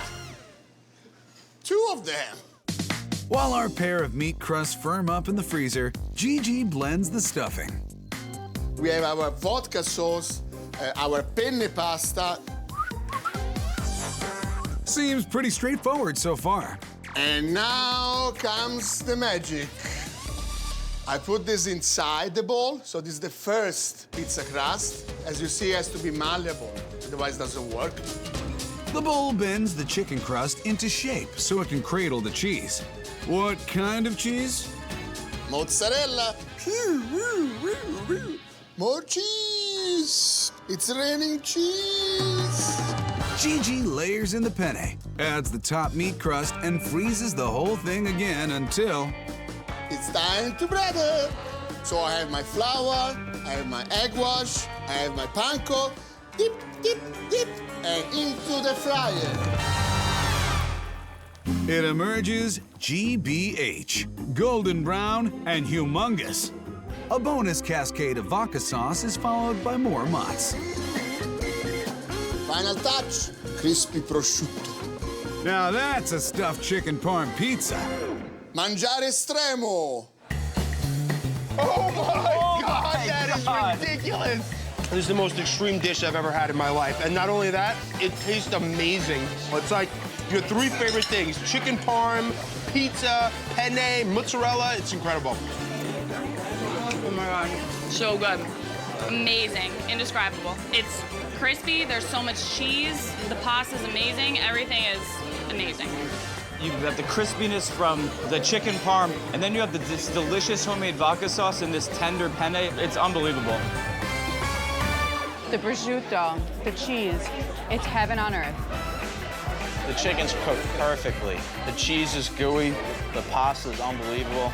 There's just so much going on here. It's so good. I've never seen a pizza this extreme, ever. It's not just gimmicky, it's actually really good. Noble Kitchen's outrageous Italian eats are so extreme, they'll knock you out.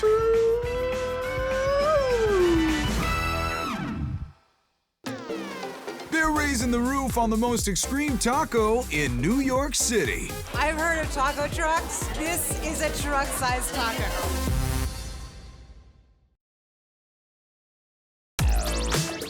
Face it, New York City can be crowded and crazy. But when this old world starts getting you down, head to a place where the food is fresh and extreme, up on the roof, specifically Cantina Rooftop.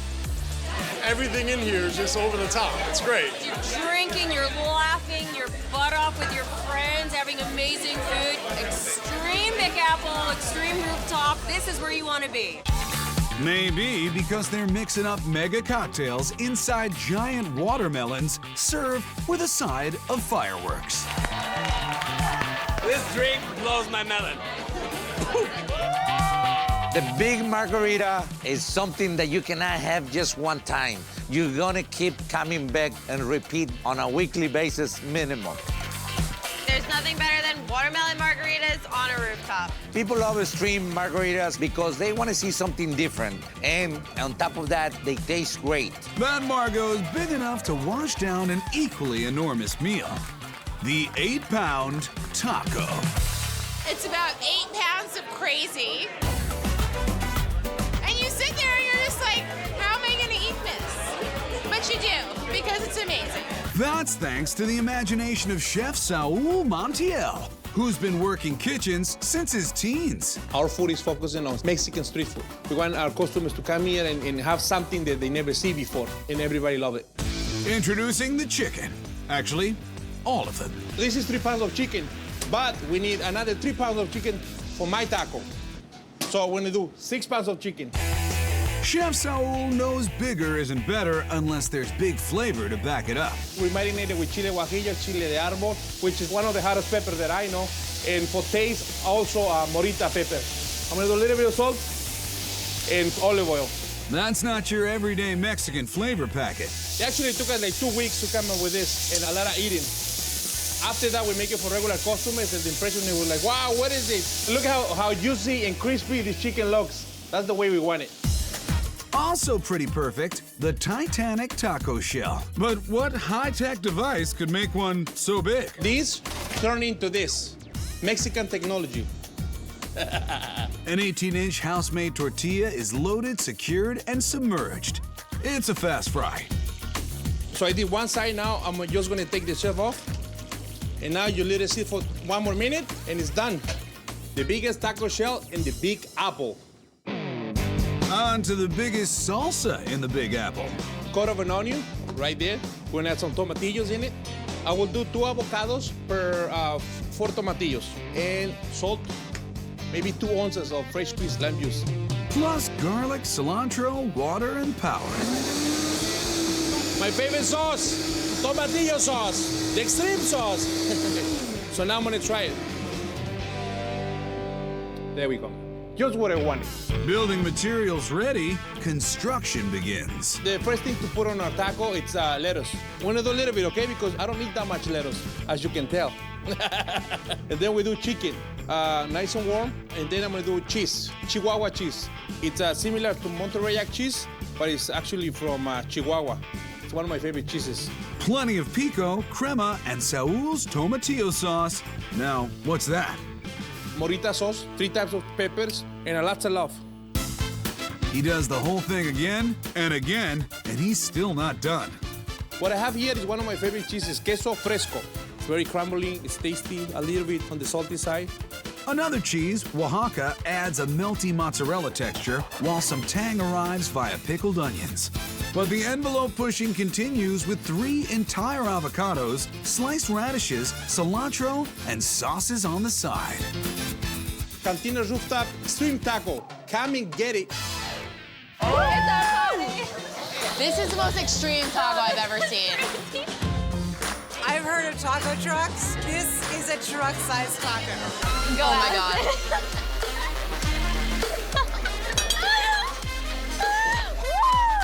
That's delicious. I taste every bit of flavor in a single bite, and you would never think that was such a big taco. The taco is perfectly crispy. The chicken is moist. It's delicious. It's a party of flavors. I feel like my mom made this because you can like taste that it's like freshly made, like pico de gallo. You've got spicy, amazing sauces, and the chicken is really smoky and it's fresh. There are so many different things playing together, and it all works. 8 pounds of extreme deliciousness. So gaze out over the big bad city and order yourself a table full of big bad fun. The tacos are extreme. The margaritas are extreme. The whole place is extreme. In San Antonio, they like their pizzas extremely big and covered in barbecue. That is a Texas pizza right there. And in Boston, breakfast is the most extreme meal of the day. Oh my God, it's just a flavor overload.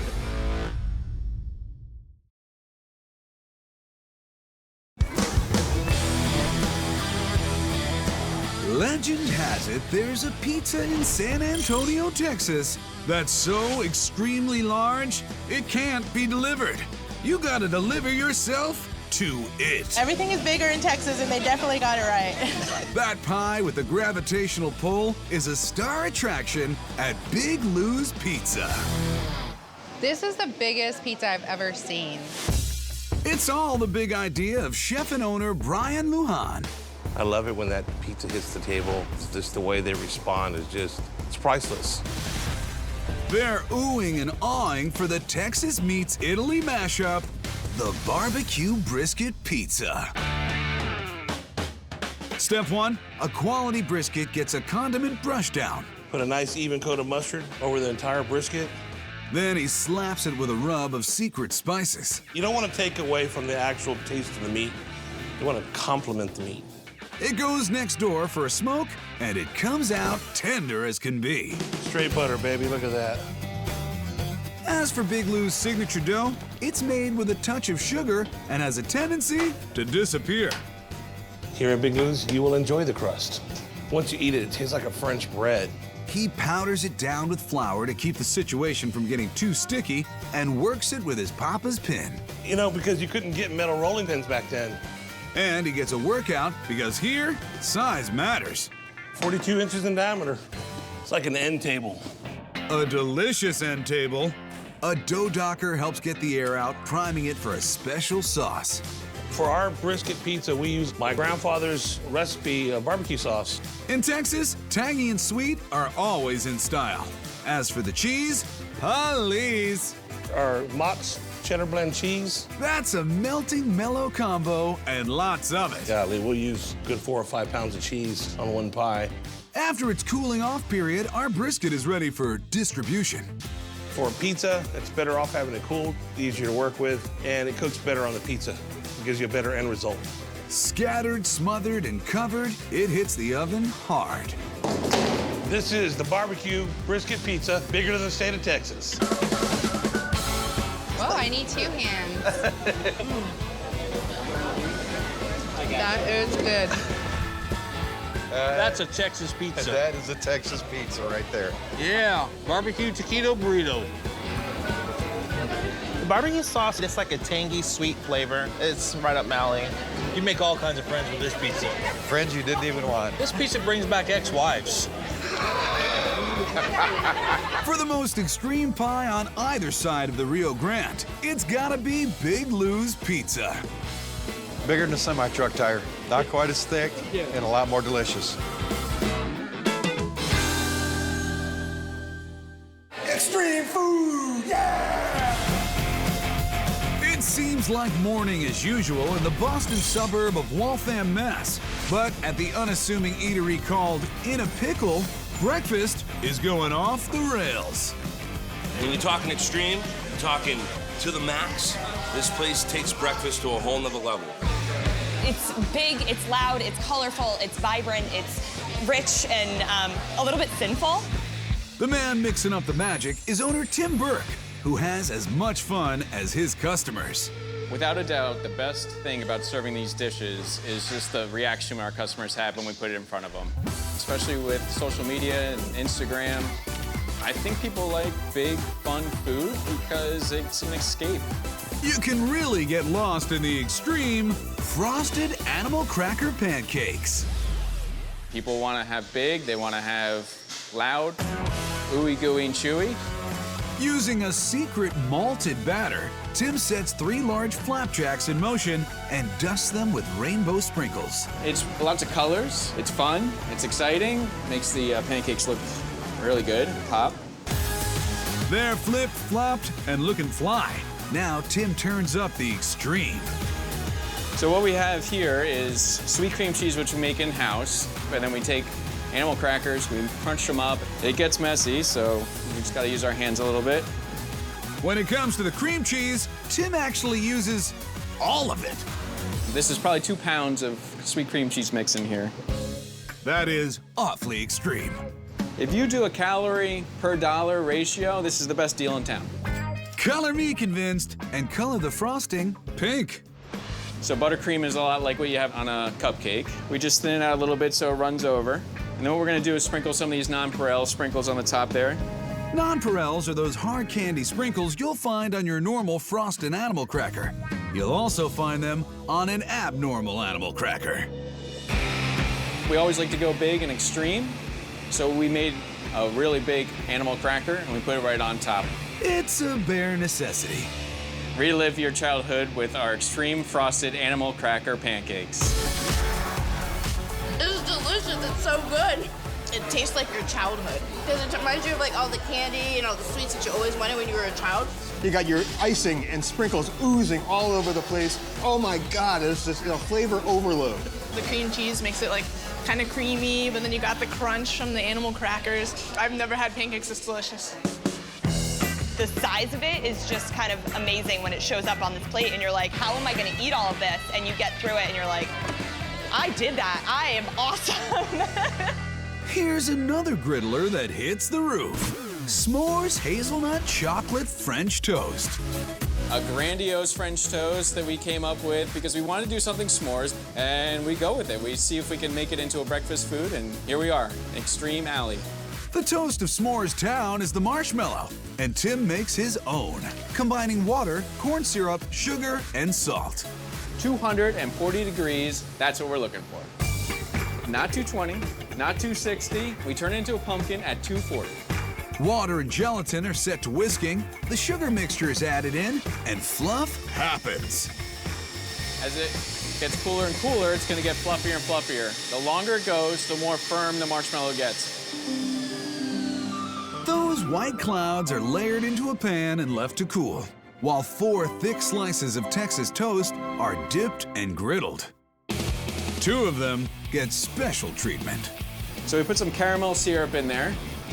Bread soaks up that caramel flavor and it just adds to the dish. Graham cracker crumbles add that s'mores sensation, while the 2 unadorned pieces are cored and filled with marshmallow cream and chocolate hazelnut cream. What we have here is our almost finished dish. Just a couple more things to make it extreme, and we're good to go. Powdered sugar, more grams, 1 of Tim's homemade marshmallows, toasted of course, and hazelnut whipped cream. Who could ask for anything s'more?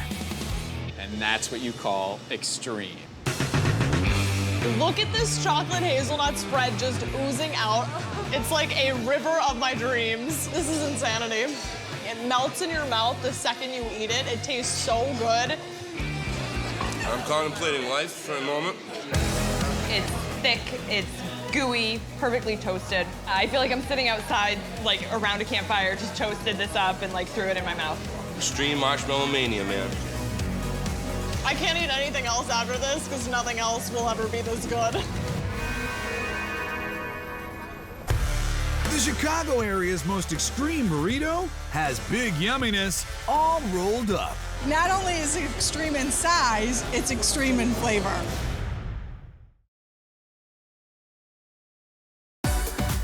Want to push Mexican to the max?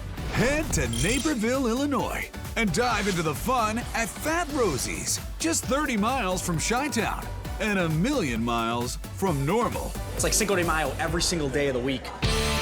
The festive fiesta vibes are all under the direction of owner Scott Harris. Well, the atmosphere starts with my hat.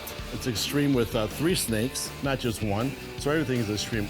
The name of the restaurant pays tribute to a real donkey Scott met during a visit to Mexico. The donkey's name was Rosie, and she could eat triple what the other donkeys ate. She was fat, fat. The restaurant's named after Fat Rosie. And the house special that's taken fat to the extreme is the El Patron Gordo Burrito. My team calls me the Gordo Patron, which means fat boss, as you can see. Just extreme, robust flavors. It hits your mouth, you're just like, damn, wow. The man doling out the big flavor is Chef Raul. It's 3.5 pounds of happiness for the customer of the restaurant. A munch-worthy combo of skirt steak and a spice mixture called adobo. I marinate the meat like I make a little massage. This is a chile puree with the garlic, cinnamon, spices, and olive oil, and 2 kinds of chiles. It's ancho and guajillo. As the steak marinates, Chef Raul makes beans the way his mother taught him. Fresh pintos, onion, and garlic. While those boil, he builds flavor in another pot. The first thing I put in the oil, and then I put in the onions, chopped garlic, and then the secret ingredient is the serrano chiles. Why serrano chile? My mom told me, if you don't have a chile, it's no Mexican food. Beans meet veggies in a vigorous and tasty mashup. Next, Raul grills the marinated steak to a perfect medium rare. Sunday morning, my mom liked to make steak tacos, and they prepare the same like I do today. But Mom never used 2 giant tortillas to build a burrito. They're overlapped and held together with our frijoles and tomatoey Mexican rice. Then bring in that carne asada. How much beef we looking at? A lot of meat, at least 1.5 pounds. Lettuce, pico, and Mexican cheese add texture, while sour cream counteracts a screaming hot habanero salsa. Then it's fresh avocado and the boss's favorite, French fries. How's this all gonna go together? The trick to roll it is you put in the end pieces in the middle, like this, and you roll it in the front, like this. Just a little grill time and a very big plate. Adios to the baby burrito. This is the Patron Gordo.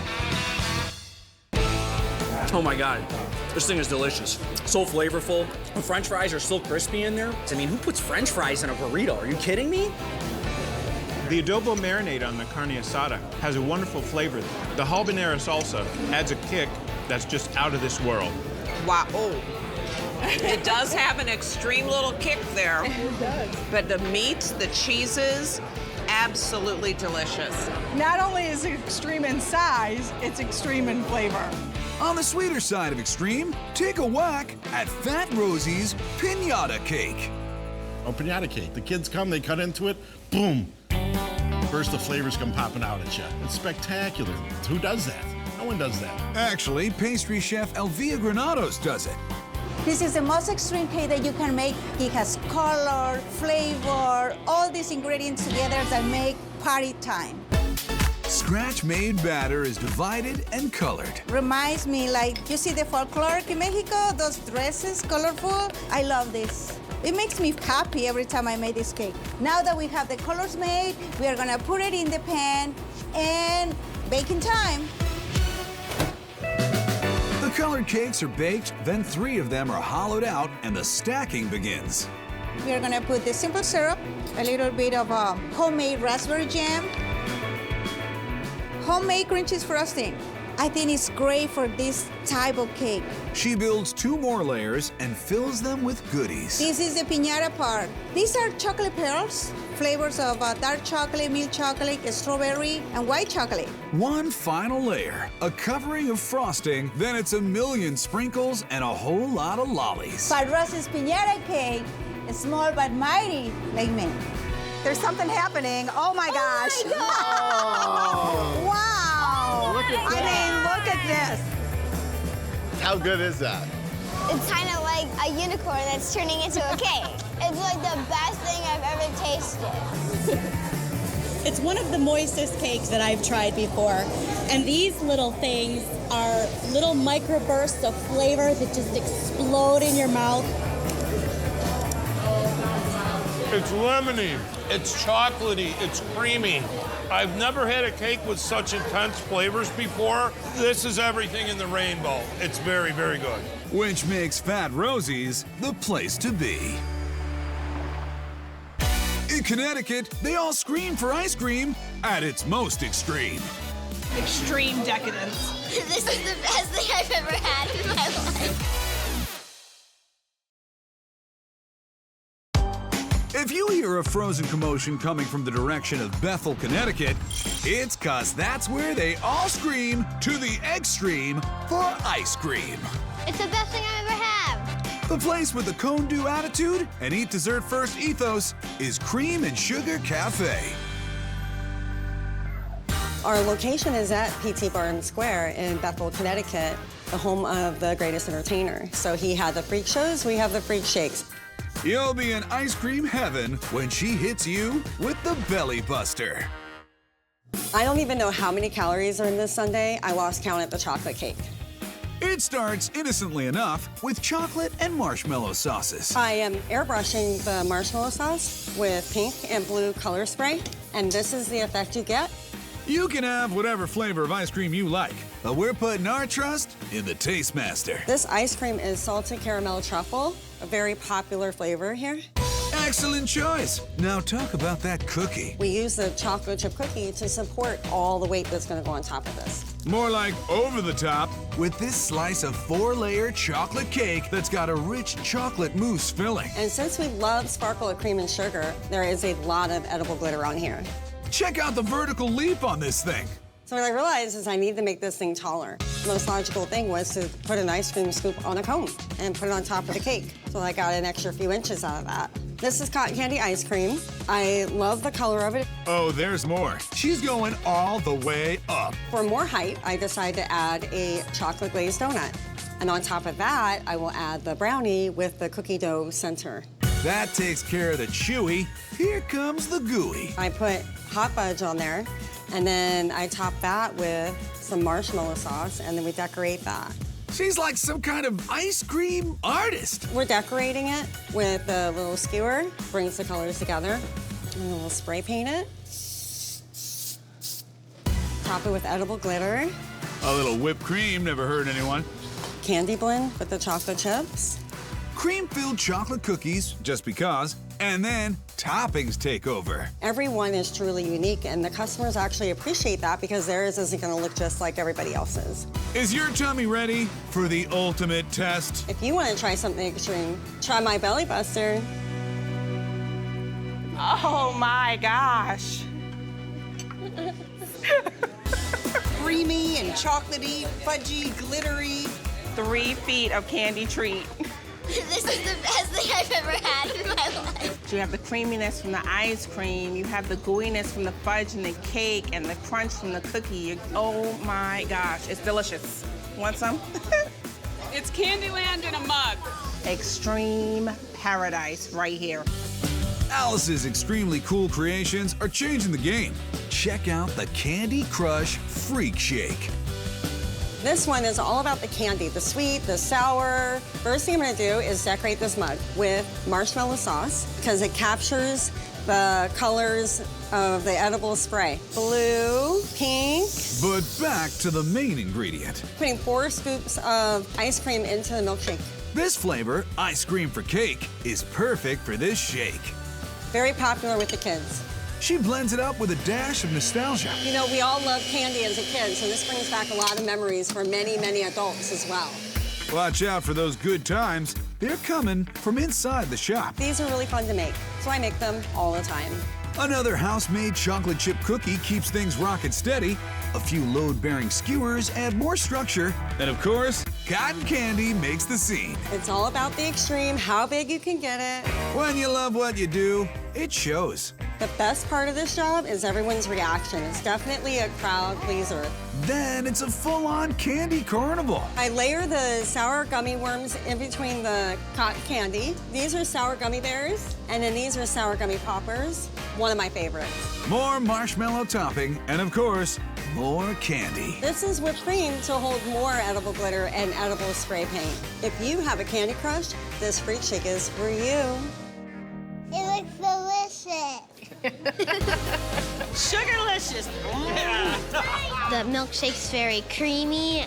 The ice cream's amazing. I love the glitter on the whipped cream. That's like my favorite. This shake makes me happy.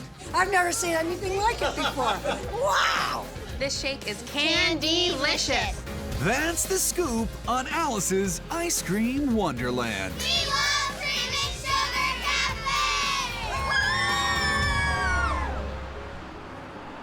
We hope you enjoy going to extremes in food paradise. Don't let anyone tell you size doesn't matter.